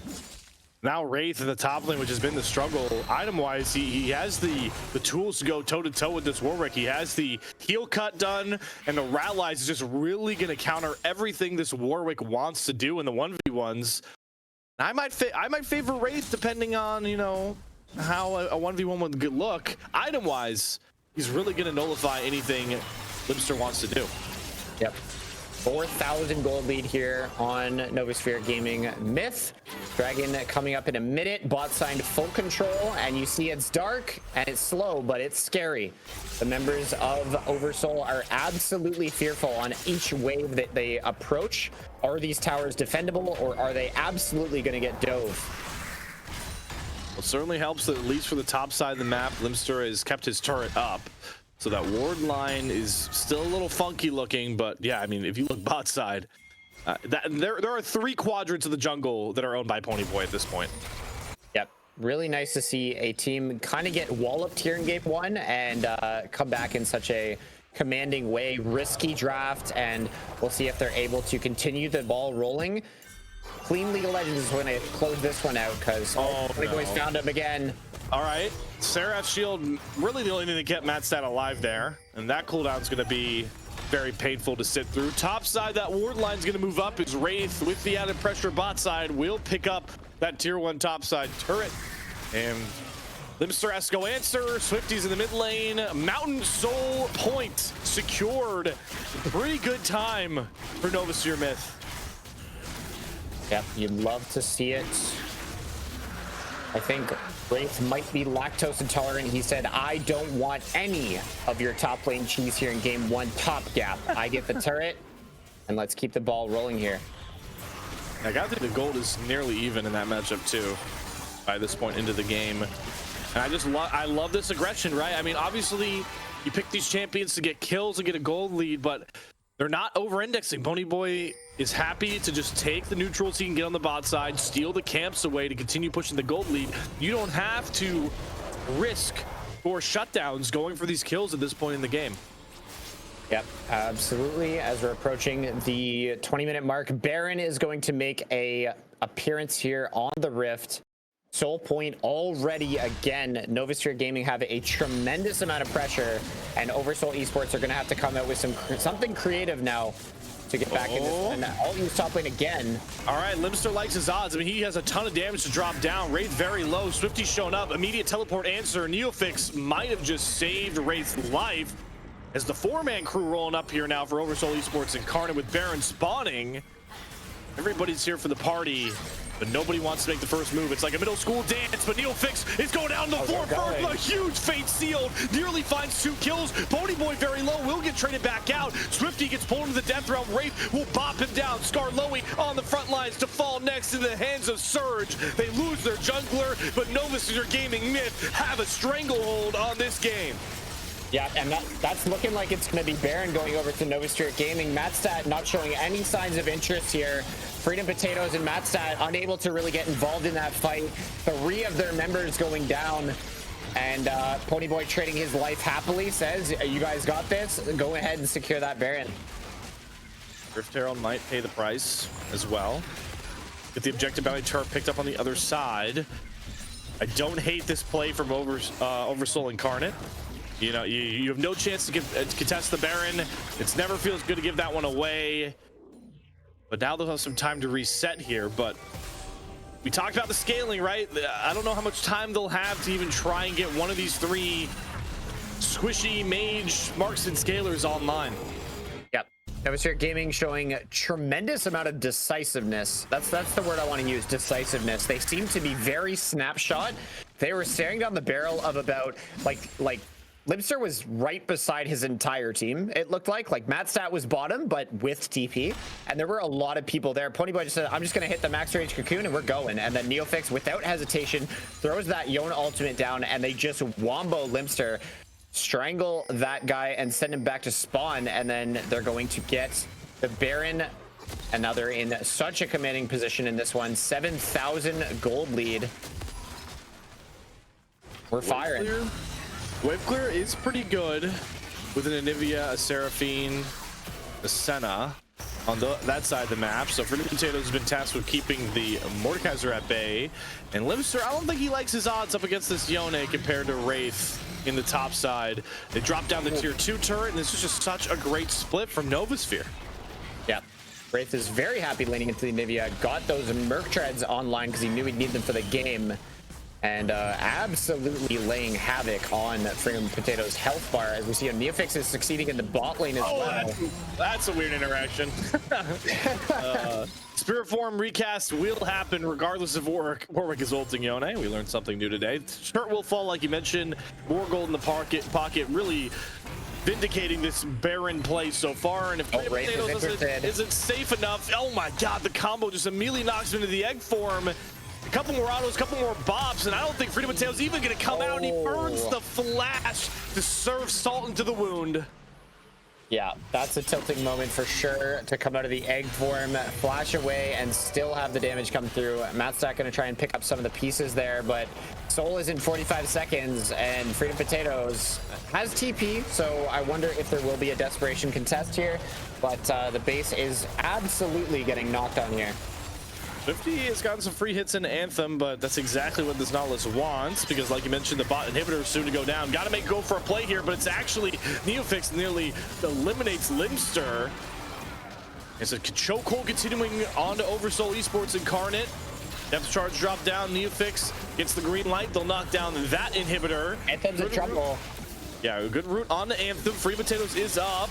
NeoFix doing such a good job zoning them out with that spirit form. Will Swifty finally make the call forward? They get the flash out of NeoFix. Surge whiffs the chains of corruption. Great encore. Can they burn down this Yone? NeoFix still up and surviving. The Stormbringer will get it done. Surge picked off on the other side as well, cleansing away from the slows. And Wraith has shown up in the background saying, "You can't touch my AD carry. We're turning this game and series on its head." Singing it home with 4, maybe an ace kill here for Novasphere Gaming Myth. Skarloey gonna go back to his base, lick his wounds. All his teammates have fallen. It is a 4 for 2 at the end of the day. Dragon Soul likely to fall to Novasphere Gaming Myth here. All cannons are firing. Everyone is hitting everything except for a stray Varus ultimate. But absolutely clean team fighting, decisiveness all the way through. And it looks like with a 10,000, 11,000 gold lead, we're looking like there might be a game number 3 on the horizon there, Slayer. What a call from Novasphere Gaming Myth. Game 1 was a shellacking, and you come back from that, take an early game comp where you're putting added pressure onto your team because you have to perform right out the gate. Guys like Pony Boy, Surge, and Anthem in that bottom lane certainly met that mark and then some. How about the substitute top laner Wraith? He went from 0-0, now sporting a nearly 1,000 gold kill bounty on this Mordekaiser. Yep. Insane performance from him. The mentals are absolutely crisp. The game, the post-game one speech must have been absolutely insane. I wish I could hear the mic check. Novasphere Gaming going to look to push all 3 lanes, restrict the level of play. I want to give a quick shout out to, oh, hang on, we're setting a bush trap here. Neofix without flash. Gets Fate sealed up, but they're just going to suppress him and burn him down. Gets a ton of big shielding through, but he will end up falling. Good pick here for OverSoul Esports Incarnate. That shades of game 1 flip-flopped when Novasphere Myth found a pick just like that. Yeah, these Fnatic style brushes seems to be something the other teams are not really thinking about. Caution kind of goes to the wind just a little bit, not really aligning tempo with his other teammates there and maybe pushing a little bit before needed. Now he is going to be up and has teleport for this Baron spawn, so it is still business as usual for Novasphere Gaming. Before that fight broke out, I wanted to give a quick shout out to Anthem on this Nautilus. We've seen Anthem before, largely with a ranged support pool. Almost every enchanter and mage support in the books, and hasn't been known for tanks almost at all. Last week comes out with the Recon, great performance, and then this week 2 games of Nautilus and showing a lot of decisiveness in his play. Being the catalyst required for Novasphere Gaming Myth, and they're going to use it to ignite onto another Baron play. Wave's not in the greatest spot at all for OverSoul Esports Incarnate. They'll finally get a bit of vision. This Baron is being done, but it is way below half HP, and it will be another uncontested pickup. This purple banner could be the one to silence the game 2 for OverSoul Esports. Absolutely. They need to get all their waves synced up. They need to pressure the base as one. They need to knock down the mid inhib and join forces in the top lane there. Pony Boy just going to push Limster back. You want to restrict the area of play and just make sure there's no chance of someone getting bush cheesed or caught out. And that last inhibitor turret really vital to keep up. Triple inhibs would be devastating. They don't get the rotates over in time though. Limster will finally show up. The turret's soon to fall, and this has got to be the fight here for OverSoul Esports Incarnate if they want it. They're bleeding on every side of the map. One inhibitor, the only thing that really stands to keep their game alive in my mind. Limster looking for it, but you don't want to jump onto Wraith, who will quickly make it a 1v1. Pull Swifty back in, still holding the Death Realm. Chains of Corruption did whip once again there for Surge, so that key ultimate is down. But the siege will continue. Somebody's got to break the hold here. Swifty now looking for an angle in, just clearing out these waves. Third inhibitor will fall, and with that signaling, I gotta think that Novasphere Myth are comfortable just backing out the waves, pushing them back in. They might look for the game here. The hook does land right onto Madstat. The turret coming across. Great encore. They pick Anthem under the turret. The flash is too late. Surge nearly falls in the background to Limster. And Swifty's taking that as the go button to go all the way in for Surge. He'll get that shut down as well. Fate Seal gonna grab him from Neofix, who will look for a trade. Fight split on both ends as Wraith is now left all alone. The other side of the base will fall. Limster survives. Neofix will get once again another good trade, but OverSoul Esports Incarnate aren't done just yet. They barely win a fight, but it might cost them every turn on the map. Yeah, they're dissuading what is to be a almost inevitable end to this game. The minions are going to start flooding in. The double super minions are going to spawn in the next wave, but it looks like it would be smart for Novasphere Gaming to kind of hit the B buttons on their keyboard here and just spend one more time in lineup tempo with their team, because they've lost a couple members. I was thinking in my head that it was going to be really hard for them to just stare down the barrel that is OverSoul Esports with that Seraphine shielding coming in. How are you actually going to generate a pick? Because we've seen it before. Novasphere Gaming has been getting these leads with a lot of skirmishing, not a lot of team fighting. We're not 5v5ing, we're immediately killing one target with the Elise Nautilus sort of burst damage coming in from the Lethality Varus as well. So that was going to be the one area that it was going to be hard, but looks like they're still going to just lick their wounds. The double supers are going to pour into the base, and then they're going to look to take the Nexus here. With that bot inhibitor falling as well, these double supers are going to be up for a while. I think every inhibitor was taken inside about a minute frame, so you're not going to have any desync in those. And despite the fact that I'm glad you mentioned it, because if this game state were a little bit more favorable for OverSoul Esports Incarnate, they're getting towards the point where 5v5s are a struggle for Novasphere Gaming Myth, but with those double supers pouring in and an Elder spawning in 30 seconds, I feel like it's a little bit too late. Yep, I completely agree. One Nexus Tower shouldn't be enough. I mean, it would take, it's Novasphere Gaming, they have all the cards. It's what they want, and if they do not catastrophically throw, I mean, this one is all but over. Let's see Neofix taking space in the mid lane. Okay, always been really good about using that spirit form. It's honestly a scouting tool more than an engaged tool so far. Elder is about to spawn, but it looks like Novasphere Gaming Myth want to just end it without having to rely on that buff. They don't want to wait for any sort of 50-50 despite the waves being in their hands. All members are here diving on top of this solo Nexus turret that is the last beacon of hope, it feels, for OverSoul Esports Incarnate. Neofix, once again, not going to pull the trigger on that Fate Seal, just making sure those minions crash in. The tempo starting to slow down. Farming for their lives are OverSoul Esports Incarnate, and they're pushed up together, but a great knockup lands. The Fate Seal will come across. Can they out-heal it? They do pick off Neofix, who has to go low into the Spirit form, but they knock down Limster, they knock down the front line. It's only the Death Ball of Enchanters left up. The damage is sinking through. The shielding for Madstad will keep him alive only for an amount of time. Skarloey is the next target. Nobody left but Freedom Potatoes, and he is going to be thrown in jail along with the rest of OverSoul Esports Incarnate. What a response from Novasphere Gaming Myth. We are going the distance again in the ADL Showcase match. Novasphere Gaming absolutely not done with the ADL. Their hopes are going to stay alive and will bring us to a game number 3. And what a game. I mean, Jordan, but I know we had a lot of time to talk about the performance they had because of how much the game slowed down towards the end there, but Pony Boy, what a bounce back performance. Surge had a game on a very different style AD carrying, and how about Wraith, man? I mean, goes from 0-0, completely out of the top lane matchup, a lane where you can tilt off the face of the earth, dying once, albeit not twice, and he ends up doing the most damage in the game and was a key contributor on that Mordekaiser. Yeah, absolutely. It takes the mental fortitude to play top lane, and that is what we saw from Wraith here. Getting counterpicked in game 1, getting flex pick shuffled around in game 2, and coming out victorious. Always happy. The audience is going to be happy to see Seraphine Senna coming out on the defeat side of things, because everyone loves watching Nautilus. Everyone loves watching Elise. And let's go game 3. Game 3 coming at you guys shortly here. We'll see how OverSoul Esports Incarnate look to rebound here as they try and shut this Novasphere squad out of the playoff picture in the Dark Star division.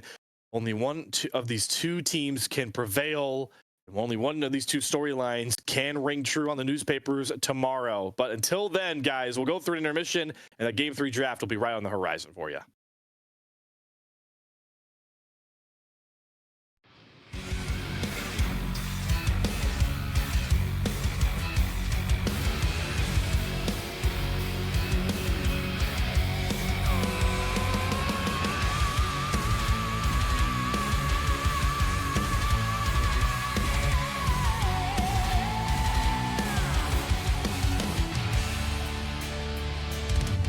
In the dying moment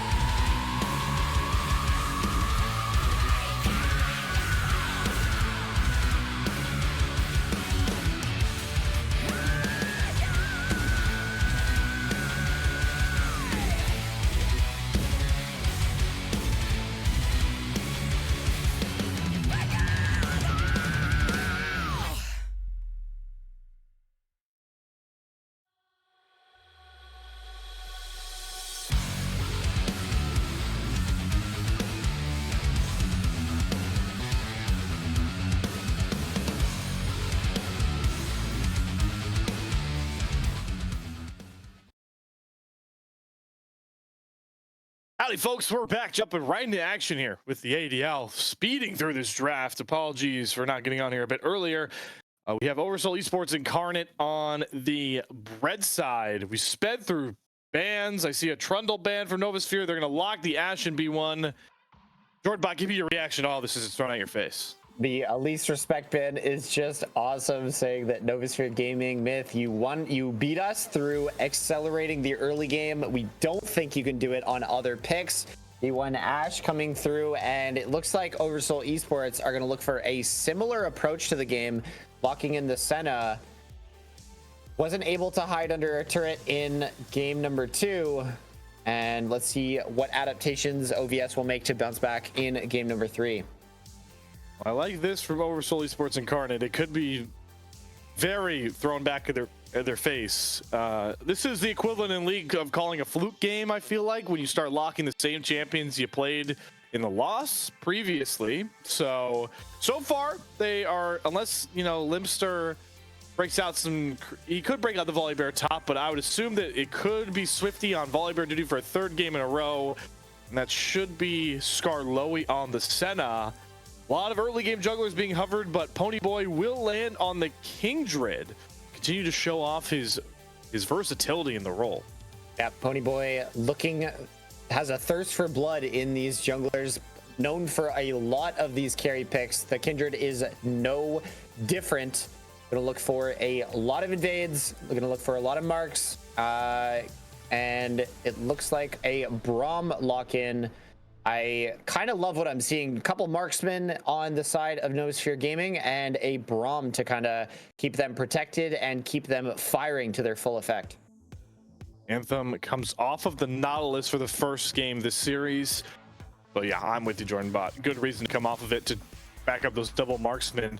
Zig's going to be locked in here. You talking about before, Frida Potatoes and Matt Stat willing to play that Zig, so I wouldn't lock it in immediately to the bottom lane just yet. But OverSoul Esports Incarnate, they've got a pool that they want to stick with, it seems like.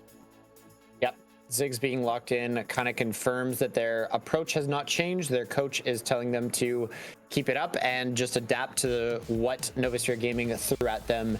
A lot of wrenches. They had about 5 lanes that were completely volatile, and they were able to come out on top. So OverSoul not changing their approach. Kale Gwen getting pinched once again from the Limster. Gonna restrict what he can do, and then Mordekaiser Yone on the other side. All right, so Limster gonna have to show us another one of your top lane pocket picks. I highly suggest, he might R5 the Warwick again, but I think with the comp you've drafted together, might want something that synergizes a bit better from what we saw in game number 2. Time is ticking down on them. I assume this is going to be a pick for Frida Potatoes, and he will lock in the Vigar. I mean, that's a staple here for Frida Potatoes. Always loves those defensive control mages with a delete button. We definitely saw Frida Potatoes on the Vigar last week, was able to pick up a quadra kill very early game in that one. So another control mage, more of what we expect, and NSG are going to absolutely want to push the pace again. A lot of accelerating picks right here. I expect a melee once again, and Silas does fit the bill. A lot of great ultimates to be stealing over. Yeah. A lot of kill pressure again very early on. A melee, fast attacking melee to stack up that Braum passive. So NSG really sticking to their guns with a lot of Freljord buffs, but also a lot of early game pressure coming out here. Yeah, Silas is a great pairing to roam around with that Kingdred. Fix and Ponyboy did a really good job moving together last game in the win. I don't hate this from Wraith. There are more fun choices. Hey, actually, there's a more fun choice. Okay, so the Rumble gonna get locked in. So I would have liked the Ornn, though, I think a bit more into this composition, but Rumble certainly isn't a bad pick. I think if he shows Ornn, Limster's probably gonna lock in a Vayne or something to absolutely just make him want to pull his hair out. Tim takes up the Rumble, a little bit more team fight power. Not as much lockdown coming in on the side of NSG this time around, but definitely a bit of a wombo combo they've developed for themselves here. And it is a Garen for Demacia on the side of OverSoul Esports Incarnate. How do we feel about Garen? This I mean, that's Limster. That's just Limster. He's sticking to his roots. You know, he's gonna pick the Garen. He wants to slam another lane, make Wraith's time in lane living hell. Garen does that into so many top lane matchups at this point. So annoying to deal with. But if Wraith can repeat what he did last game and not, you know, give a huge lead over to Limster, Novasphere have shown that they could survive a bit of a top difference early on, and they've got the tools to pilot it into the mid game once more. Again, I think this is another great comp from Novasphere Gaming Myth. I just love to see how they've evolved from their game one loss. Yeah, I completely agree. NSG coming out with a lot of explosiveness, a lot of cohesion in their draft. OverSoul Esports, you see cohesion in one direction, which is we want to play a 60-minute game of League of Legends. And if there's anything I know from playing League of Legends, it's that games can be fast-paced, games can be chaotic.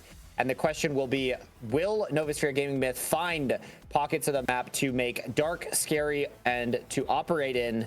Dive those towers, accelerate the game, and don't let OverSoul Esports breathe for a second. OverSoul Esports looking to pilot through the two-pronged jump out boys strategy from Limster and Swifty and bring the damage behind.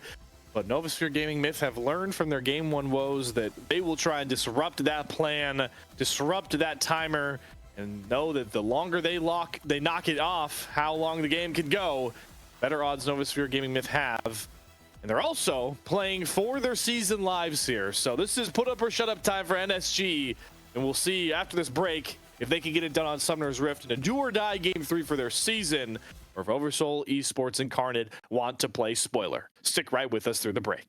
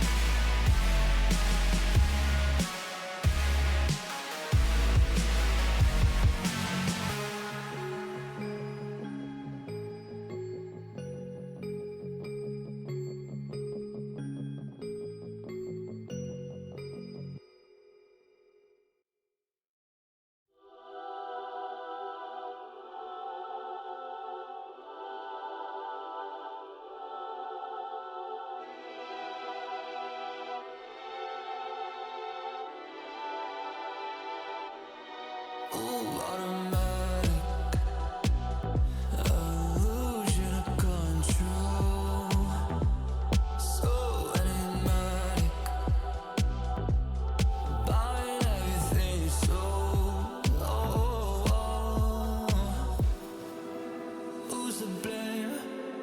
I don't know. Are we both stuck in the same? Oh, no escape, nowhere to go from here, and it goes on and on, and we sing along. On and on, and we sing along. Guess I'm moving on. The circus never stops.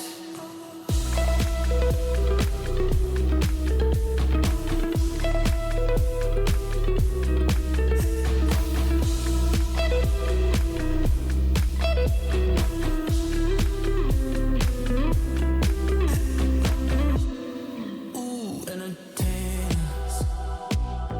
We are sick, not a chaos. Oh, I feel like I'm artist, and I feel all the broken smiles inside of me. Fill this dream with tales of screams, and I am lost in reality.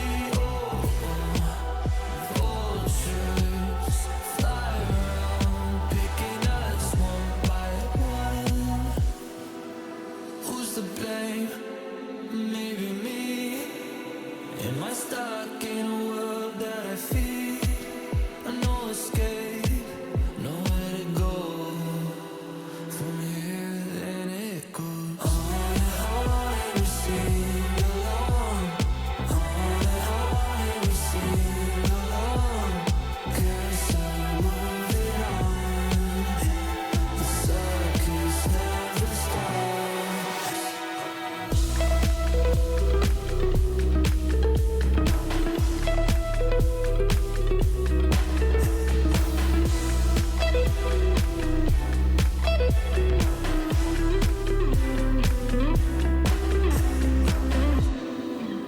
Who's to blame? Maybe me. Am I stuck in a world that I feed? No escape, nowhere to go from here, and it goes on and on, and we sing along. On and on, and we sing along. Guess I'm moving on. The circus never stops. On and on, and we sing along. On and on, and we sing along. Guess I'm moving on. The circus never stops.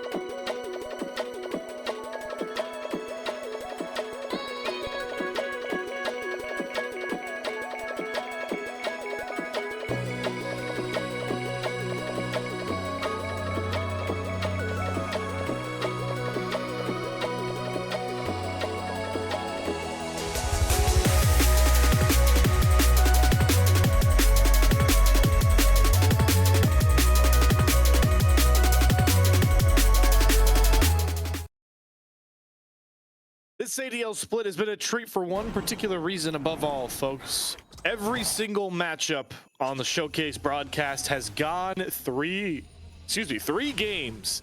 And we thought OverSoul, Esports, Incarnate were the ones to break that trend last week with their sweep, but they are now in uncharted territory here. Thanks to Novasphere Gaming Miss rebound as they are trying to save their own season with a Fnatic Death Brush of their own level 1. Yep, some activity on the map here. Novasphere Gaming have the momentum in the series. Will they be able to run it forward? It looks like they're actually going to run into a player scar. Loey will spot them out here. Okay, Sure. and a little bit of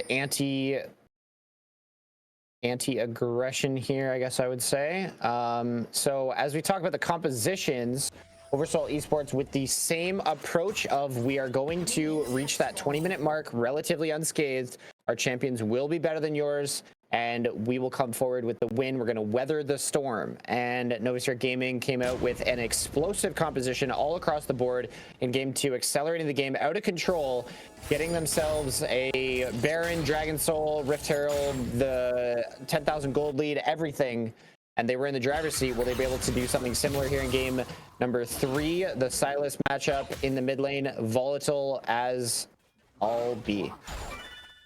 Double ignite topside, by the way. Wraith, we thought that you were talking about it before we got back on something this or Jordan Bob. Did you think this is a terrible game for Wraith to be playing Rumble just based off of draft? And well, he's decided indexed into winning his early trades himself. Yeah, probably feels like the ignite is necessary based off of the read of that Limpster would probably run ignite and try to play for the 1v1.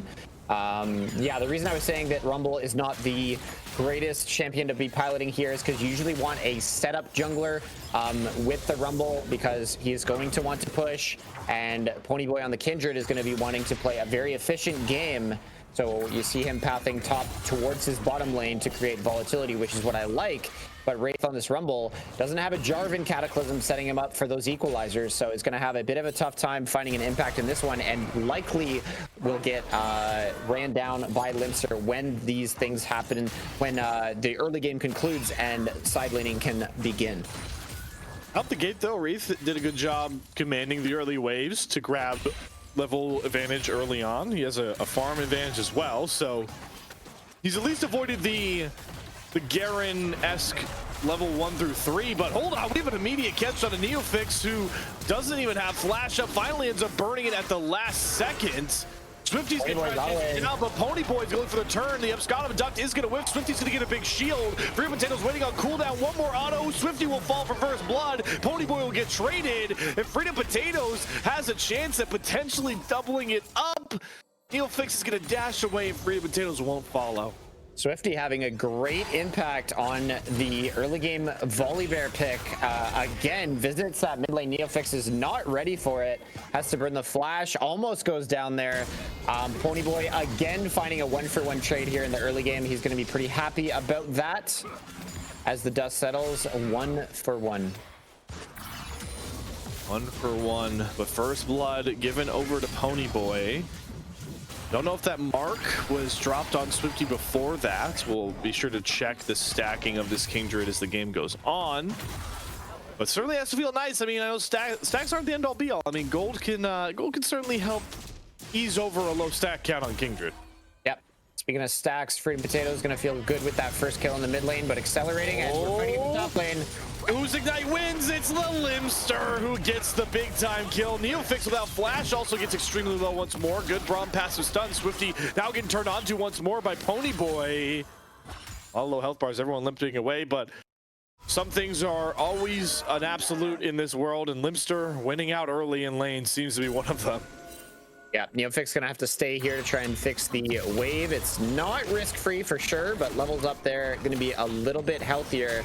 Skarloey a little bit late to the party, just now getting onto the map, and Anthem, even if it's a Braum, still gonna look for those early game roams. Limpster eats the flash and the exhaust, but he's under his tower. Passive stun will come across. Ponyboy will get the stack. That turn aggro is really heavy though. Good slow. Ponyboy won't be able to get jumped on by Swifty, and it didn't look easy. Novasphere actually pull off the dive and get a key stack and gold to Ponyboy. Anthem's the GOAT. Anthem's the GOAT. That is a kill angle that I would never have thought of. Burning the flash, the Q, the exhaust, and then tanking the precise amount of tower shots to make that a 1-for-0. Keeps the ball rolling here. Love to see it. Wraith going to lick his wounds, go back in the top lane, and has a nice CS lead for himself after Limpster was sent back to spawn. Yep, Limpster will get back to that lane first to help even out some of that CS, but a lot of pressure taken away from that top lane matchup, and now a lot of just resurgence here for Ponyboy. We now get back-to-back games where he has an early lead to pilot his team to victory. Exactly what they want to do in the mid game for a second game in a row if you're Novasphere. Yep, Novasphere being active on the map. Speaking of active, Neofix is here. Double slow on the volley. Surge trying to find the broad passive. Matstat stunned up, and it's good as dead as the mid-game surgency for Novasphere crowned again.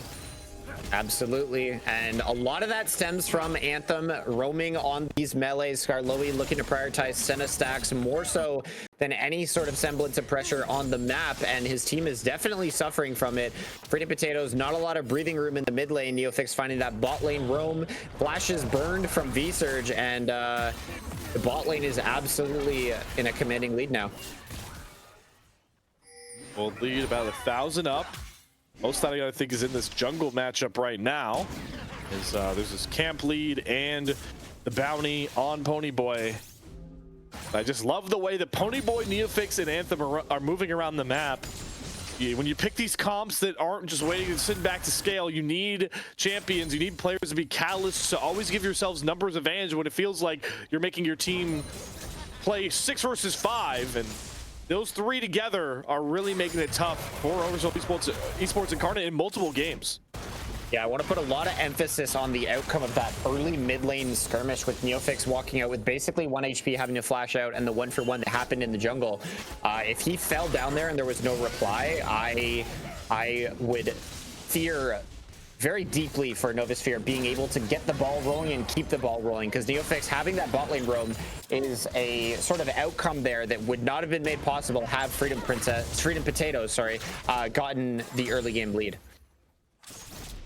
Well, they're going to find another avenue to push that lead. All three grubs, first grubs, are going to go the way of Ponyboy. Swifty will do a good job to answer with the first Drake, but when you're the team that has to spike harder in the mid game and you are ahead in the early game, definitely like the grub side of that trade more.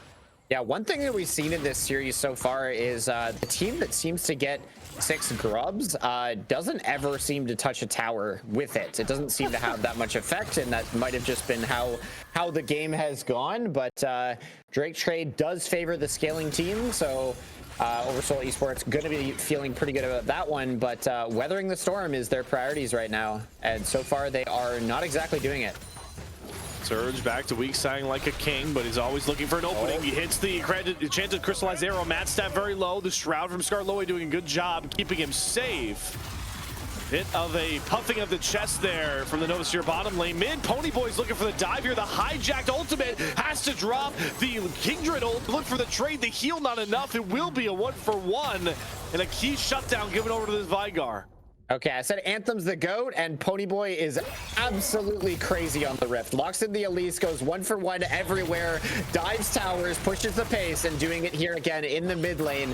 Swifty burning the flash over there to try and get involved, and to no avail. More trading here in the bot lane. Good slows on the Matstat. They've got the range to brunt it pretty well. Despite the fact some, early death there for Freedom Potatoes, this was how the game kind of went for him the last time we saw his Vigar, and he's looking so far like the only member of this scaling trio on the bot side of the map for OverSoul that's going to be able to scale up on schedule. Yeah. Freedom Potatoes doing quite well on the Vigar. Limster's fallen a little bit down in CS there. This R5 Garen needs to have a commanding mid game in order to make this pick worth it, to help his team get into a spot in this game that we can actually contest what Novasphere Gaming are trying to do on the Rift. Just want to shout out the praise of Wraith once more.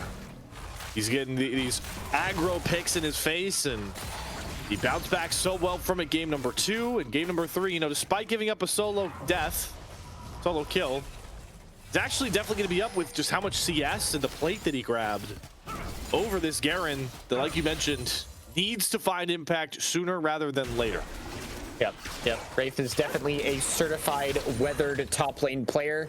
The mental strain that the drafts have been on him would destroy a lesser man, basically, is what I'm trying to say.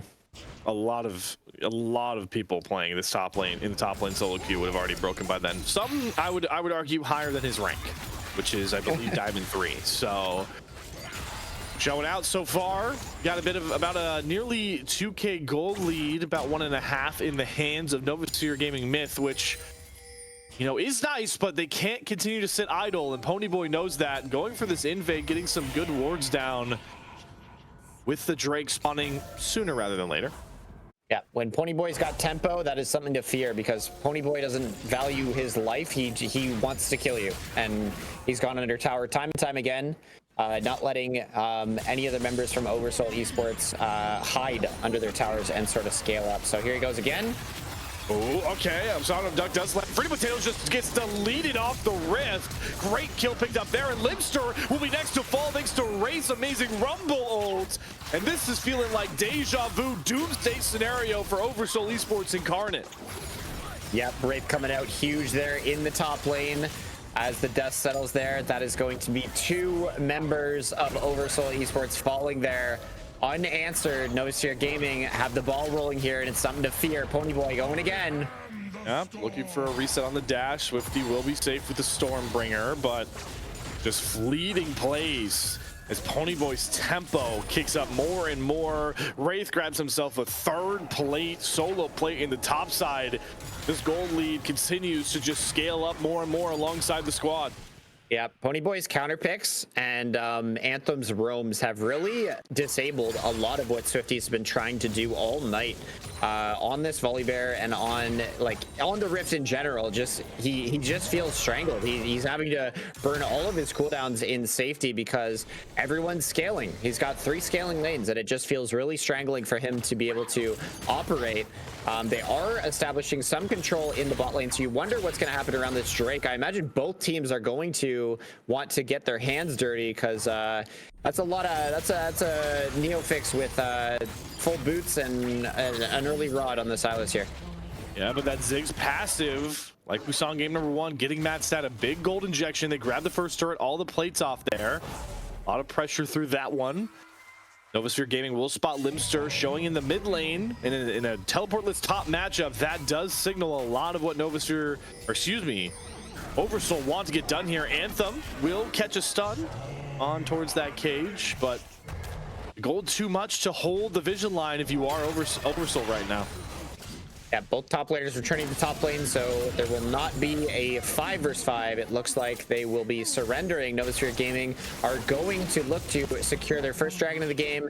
They will make a early game soul an impossibility, and it will diffuse a lot of the terrifying scaling options that OverSoul Esports have seemed to commit to. V-Surge should be dead. Trouble. Yeah, and he's just going to sack you, recognizing he over-pushed. Nearly gets a trade. That's a lot of damage from Swifty, but Matstat wanted the kill. He'll get it. A good pick there. Ponyboy, though, looking for an answer. Immediately forces a flash out of Skarloey, who's just going to clear wards in his own jungle, and nearly gets his head taken off for it. Yeah, and Ghost popped. He's going to continue to press the issue like he owns that side of the jungle. He's going to look for the camp. He's got Anthem and Neofix, but it looks like there's Ziggs in the bot lane. Matstat. Yep, gonna get jumped on. Neofix, great job locking down the Abduct. Easy killing spree. Neofix heating up on the Silas, but it helps that Ponyboy was keeping 2 at bay in the jungle while that play personified. Yeah, and it's a 2,000 gold lead here in game number 3. Novasphere Gaming Myth, like we said before, are absolutely not done with the ADL. Their fate is in their hands, and they're playing crisp, clean League of Legends so far.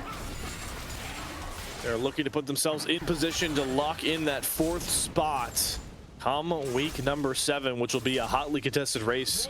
I'm sure we'll talk about more once this game is over, but if scores hold, those gold leads hold, Novasphere Gaming Myth are going to keep controlling their own destiny. I just want to point out that's a blind pick Rumble taking his own tower in the 1v1.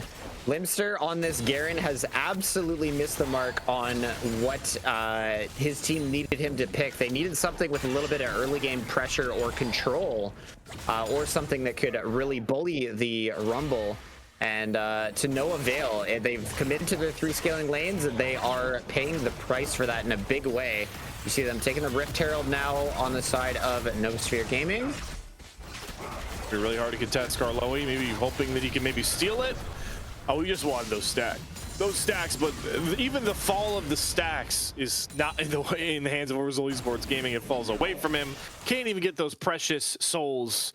Skarloey, it's a little bit better of a job stacking up from last game, but that was such a low bar that this isn't even that good. No, I don't think he's in a good spot at all.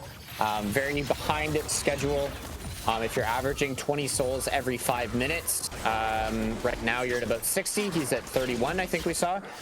So that is that's no good. He's not going to have a massive presence in terms of damage in this one. Damage is not something they're short of, but what they're short of right now is time. They need to buy themselves some time. They need to push off a little bit of what Novasphere Gaming is throwing at them, because this Rumble is running around the map, taking the side lane towers, absolutely owning the Rift, and looks like they're even losing control of mid lane here with V-Surge running straight up that one, gonna get that one pushed in.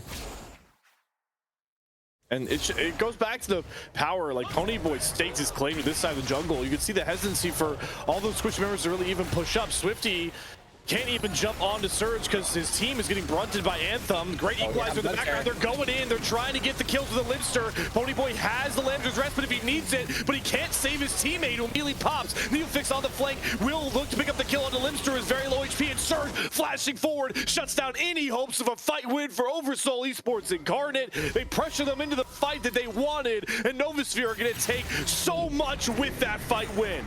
Yeah, Anthem looked to be caught there. Ponyboy steps up, doesn't let his support get caught, and absolutely taking them head on. Livster wanting to push the issue and disrupt some of this overwhelming pressure across the entire map, and said this is the moment.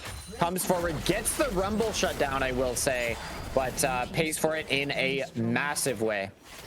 Yeah, I was waiting for the Lamb's Respite to get dropped, but I'm going to assume that Wraith was screaming, "Let me die," because he didn't want to bail out any of the low health bars on OverSoul Esports Incarnate side.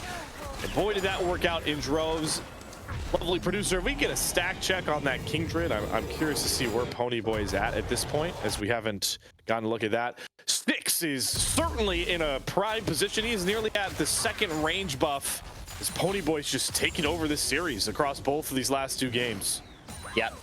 Again, I wanna shout out the combination that is Anthem and Ponyboy. They are so active on this map, and their commitment on the side of OverSoul, their commitment to just picking multiple scaling lanes that are relatively inactive early, has really bit them in the bottom this time around. As we see, the Dragon is spawning in 2 minutes, and it looks like Ponyboy has said, "This is my territory."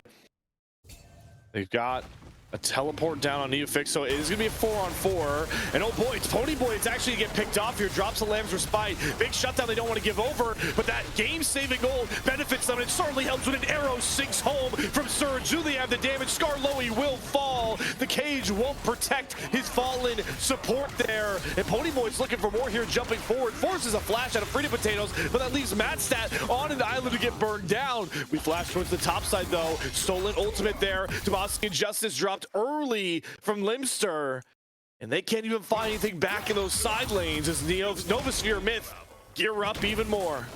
Yep, OverSoul losing 2 members there. No answer. Here comes the Dragon. The side lane fight was no victory to either side, and I heard Ponyboy's 7th mark actually get claimed when he took down Swifty there. So this Kindred is going to be an absolute menace, just so accelerated, and we wonder if it's going to override a lot of the scaling options as OverSoul Esports do start to scrape together their 1.5 items, or encroaching on that 2-item spike. And is a 20-minute Baron Slayer to think 20-minute Baron is on the table here for Novasphere Gaming? Certainly could be. I would say no, because they have no real vision over there at this current time, so that does sort of deter it. But speaking of deterrence, saw that in that last fight, right? Vigar is picked because he has the ability to just delete somebody if he wants to. Oh wow, look at that. Look at that dancing feet there from Skarloey. But I think this Kindred has been such a good answer that Primordial Burst is kind of nullified if timed correctly with the Lamb's Respite. Yep, and not even to mention that Anthem can block the entire ability and nullify it with his Braum shield there. So they are going to take control of the top side, and I do wonder, is Ponyboy just going to continue to push the pace here, deny the vision, and start up this Baron? They're not even hesitating. Surely there's a reason why Jordan Bot is a high elo player. It's because he makes these calls for him, and they're jumping right onto the Baron. Certainly OverSoul Esports Incarnate know it's happening, and with a bit of damage down towards Anthem and Ponyboy, Novasphere Gaming not willing to risk the NA Baron throw that I've seen in every level of competition with this region so far. Yep, slow it down just a little bit. You dry out some of the pink wards. You want to keep denying this vision, but they lost control of some of the waves here, so you got to slow it down. You can generate a little bit of a scary area to operate, but with the pink wards and limitations on the side of Novasphere Gaming, you might have to get another recall on this Braum to grab some more vision denial tools to make this Baron a possibility. Both mid laners swap sides towards the bot side. Limster gonna look to try and see if he can match up against Wraith. Drops the Ignite early, looking for the Demacia Justice. Equalizer down. Wraith trying to run away, and he will get smited down by the Law of Demacia. Garen finally getting that key side lane kill he needed. Yep, Novasphere Gaming, a couple members there were remotely in the same neighborhood, but enough time that they were disconnected from Wraith. Finds himself in the 1v3, goes down, and that's going to stifle their momentum just a little bit. They're going to have to organize. I wonder if they're prioritizing bot side vision, or they're probably just trying to counter jungle, but I think Baron is still absolutely in the sights of Ponyboy and his team here. That's really all that's on the map for them to grab right now. They've knocked down a ton of turrets early. The Ocean Dragon is still 2 minutes away here, and they can't even grab Soul that quickly. So you got to feel like Baron is where this game will fall flat here for OverSoul Esports, so they'll stand up and fight. Yeah, Ponyboy is the definition of jungle tempo right now. Says, gimme the Kindred, let me eat the entire resources across the rift. Let me go fight the champions, and he's done very well for himself. Has the Braum to protect him, has the Lancer's Respite, sorry, to keep his team alive.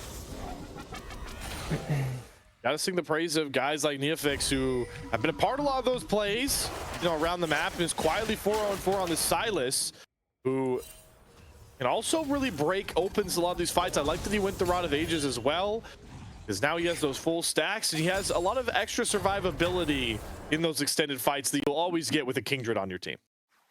Yep, Kindred, a whopping 8 marks right now. The abilities are absolutely hurting. If they do not absolutely one-shot this Kindred or keep him from free firing, he is going to rip apart the OverSoul Esports front line. Roams down, Ponyboy keeping that tempo online. They've got the waves pushing mid and top. They'll send Neofix back down bot to get that wave going. Fredy Potatoes will be able to answer always with that teleport up. Once one of those two lose that TP, that's when this game gets a lot less deadlocky. Yep, OverSoul Esports, really good to pick up that Wraith kill in the top lane. Dissuades the early Baron attempts. It looks like they've done enough to dissuade it. So Novasphere Gaming going to set up on the bot side. Going to take the Drake stack, which honestly, if you're OverSoul Esports, you're pretty happy with that. You're valuing any moments that you can keep stacking up on this Senna. Grab some items on everyone else and keep stacking up on to the Vigar.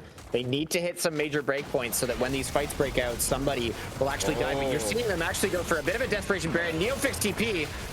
All right, won't get canceled out. Melee match here from Fredy Potatoes. Neofix's teleport is going to get them all off the Baron. And meanwhile, Ponyboy, confident as ever, never came off that Ocean Drake. So it's a free Drake picked up just for a traded teleports.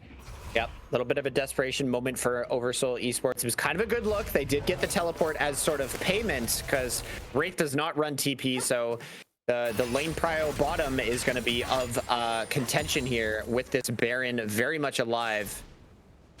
And you see a bush trap here. Limster wants more. Oh, all right, Wraith. Overheated already, lost a decent amount of his damage, gets stunned up by a great cage from Fredy Potatoes. They once again pick Wraith off in the side lane, which will buy OverSoul Esports even more time in this one. Yep, that was another really great pickup. It's off tempo from their team, so there's no cross map option here for Novasphere to take anything. The Baron is really the only thing pulling these two teams on the map, and with only one sort of area to be diffused, they find an area to operate, and OverSoul Esports do strike back. I see the Yomus was popped there. I think they're trying to run down and pick off Surge. Swifty can turn off the turret, but Neofix pops out of nowhere, looks for the turn. Stun goes on to Swifty. Neofix getting burned down very low, has to flash away from the cage. Limster also showing up here, taking a good amount of damage, but these fights are slowly evening out as this game goes on. Yeah, Ponyboy wants more. Here he comes. Great Glacial Fissure from Anthem. Limster has to limp out of that one. Puts up the shield as well. Anthem, Neofix with such the a good ultimate. job. Keeping this game in the hands of Novasphere Myth, and now with those low health bars, they're looking to break the deadlock with a Baron of their own. Yep, Ponyboy absolutely shreds this thing. The low blinking health bars, you know some of them have to reset. No teleport on the side of OverSoul Esports. Baron number 1 gonna be secured by Novasphere Gaming Myth, and now you're gonna start to see the weight of the map really feel pretty heavy now with this Ocean Soul coming up in 3 minutes. Novasphere Gaming, you gotta know they're gonna look to push mid, they're gonna look to push bot, they're gonna take control of the bot side jungle and make it very scary. They're gonna force a face check over by the dragon there. Dragon Soul is on the table here. I also want to see what's on the table. Lovely producer PBS is, what is Freedom Potatoes? Yeah, he thought I was gonna say Kingdred, you could already tell. I'm curious what Freedom Potatoes AP is at. So he's at 226 on the stacks, 513. Not at the full might of the Vigar passive with the itemization, but I believe he's going to get a Rabadon's next here with that needlessly large rod. 9 stacks though for Ponyboy on this Kingdred. He's, I mean, if he reaches 11 in this game, man. Yeah, these fights are going to start looking a little bit closer. Some of the carries on the side of OverSoul Esports, this Vigar, this Ziggs, they're really starting to rack up some of those AP numbers.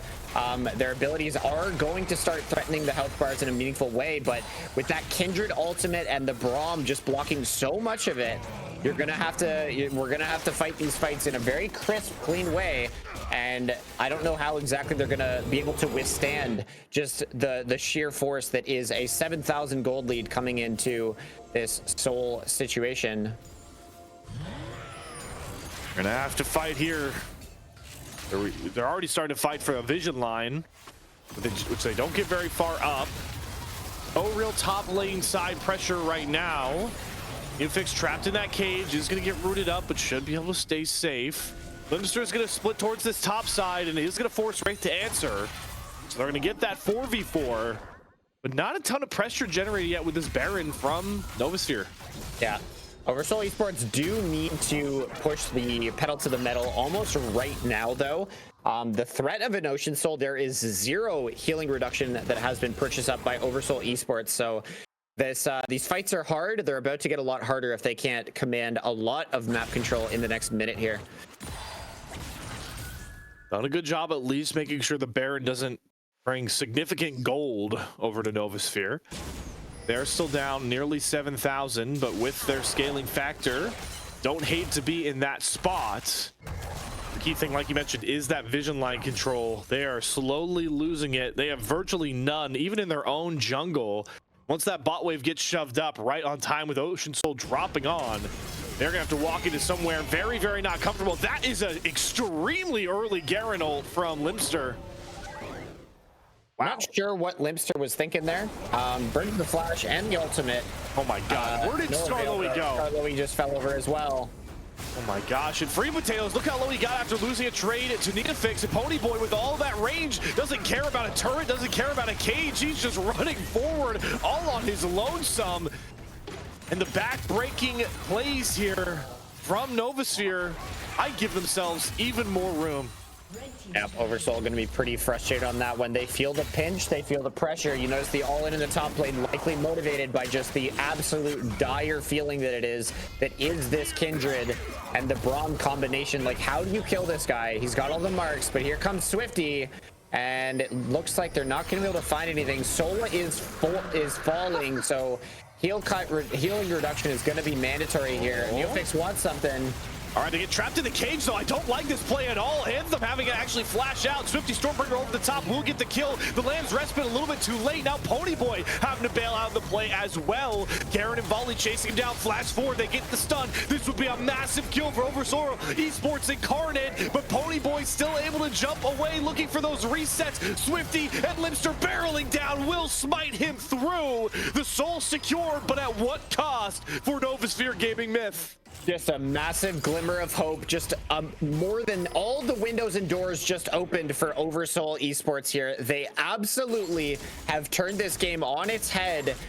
When the dust settles, we're going to be looking at a much closer gold conversation. The scaling options are very real for OverSoul here. Great play, great decisiveness coming in from Swifty, leading the charge on this Volibear, just really saying, no, you're not allowed to take this much map control when you're committed to the soul. You're committed to so many different directions. Limited teleports, they just run it Neofix on the aggressive side and take both of them down there and are able to get the Ponyboy shut down and Neofix's shut down there.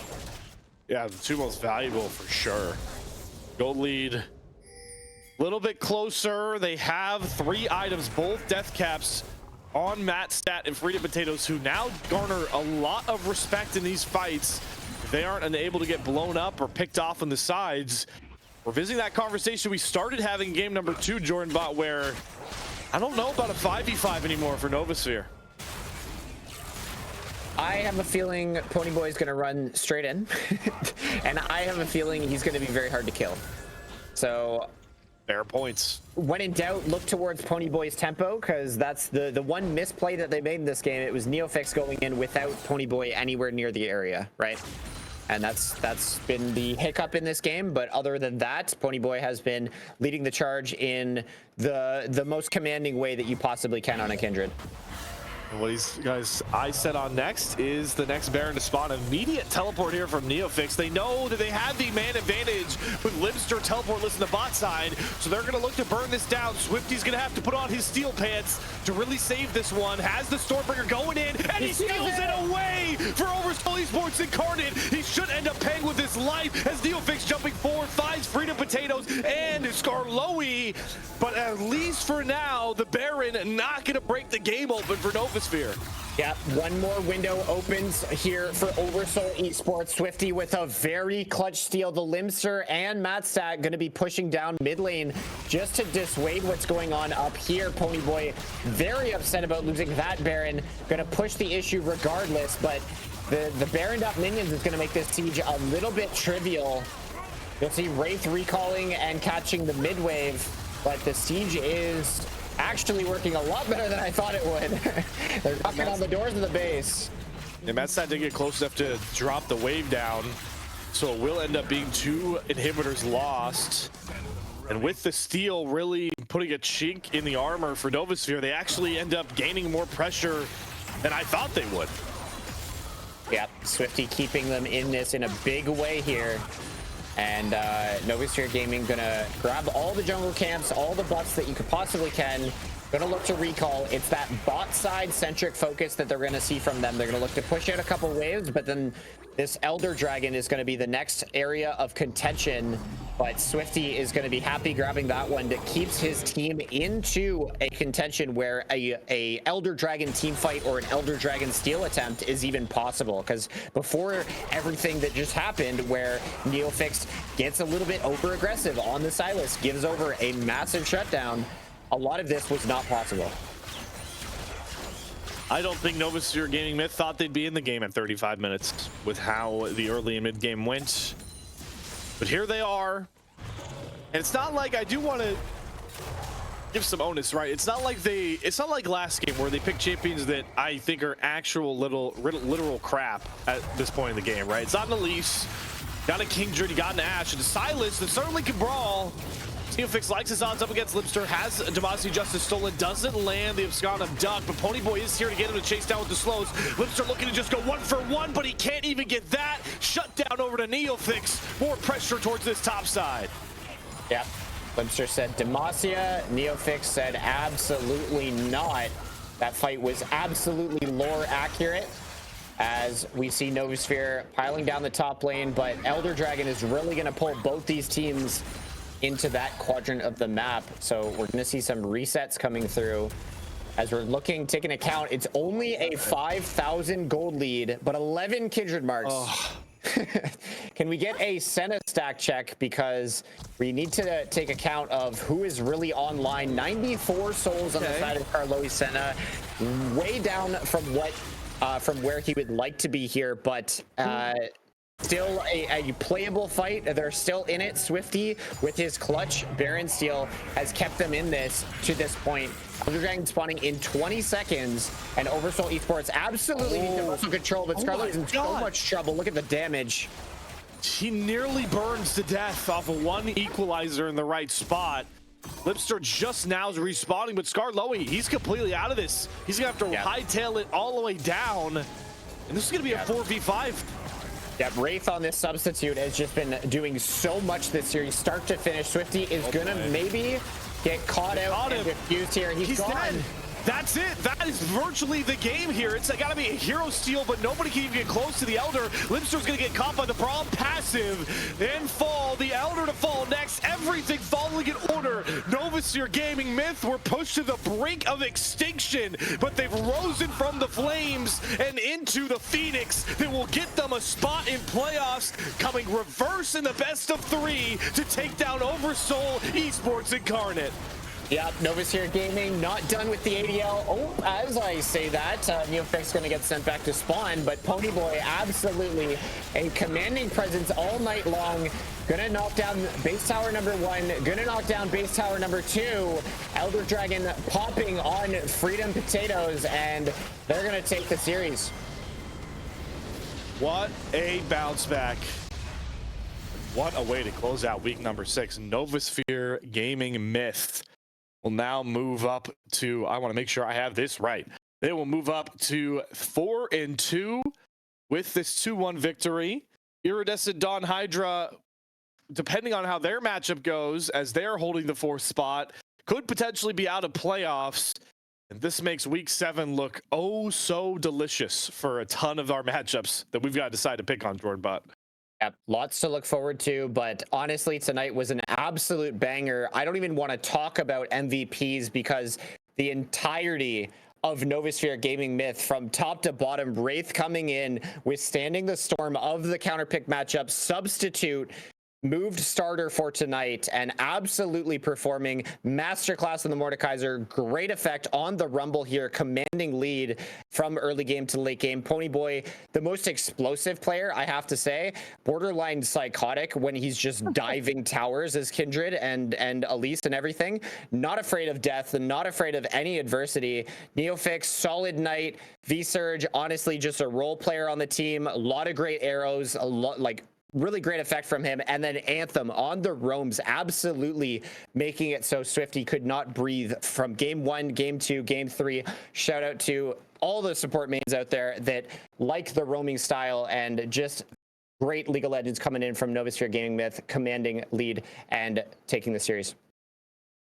It looked dire. They got completely bodied in game 1, but with their backs against the wall, Novasphere Gaming Myth showed that they will have resiliency going forward here in the ADL. But folks, that will wrap everything up here from us tonight on the Aegis Esports broadcast. It's been a pleasure taking you guys through another heater of a 3-game series, and we've only got one more week left of the regular season action, and it's going to feel like a playoff bracket, I'm sure, with some of our matchup we've got on both Dark Star and Cosmic divisions. But before we can get to next Monday, folks, make sure to check out the rest of the Aegis Esports coverage all week long. AML is going to roll out you guys tomorrow. You got AEL, APL as well going into the weekend. Aegis Champions League will obviously have themselves another coveted Friday night matchup. And make sure to stick over and watch Aegis as well on to Saturday and Sunday for all you North American Challengers League qualifier enjoyers. I know I will be on the coverage for that on Saturday, so hopefully I'll see you guys there. And until next week, make sure you're back here for Monday, not only just for Jordan Bot's amazing analysis, PVS's stellar production, but most importantly, to see how our playoff bracket is going to look going into the playoffs. Until then, though, enjoy the rest of your week as it comes, and take care.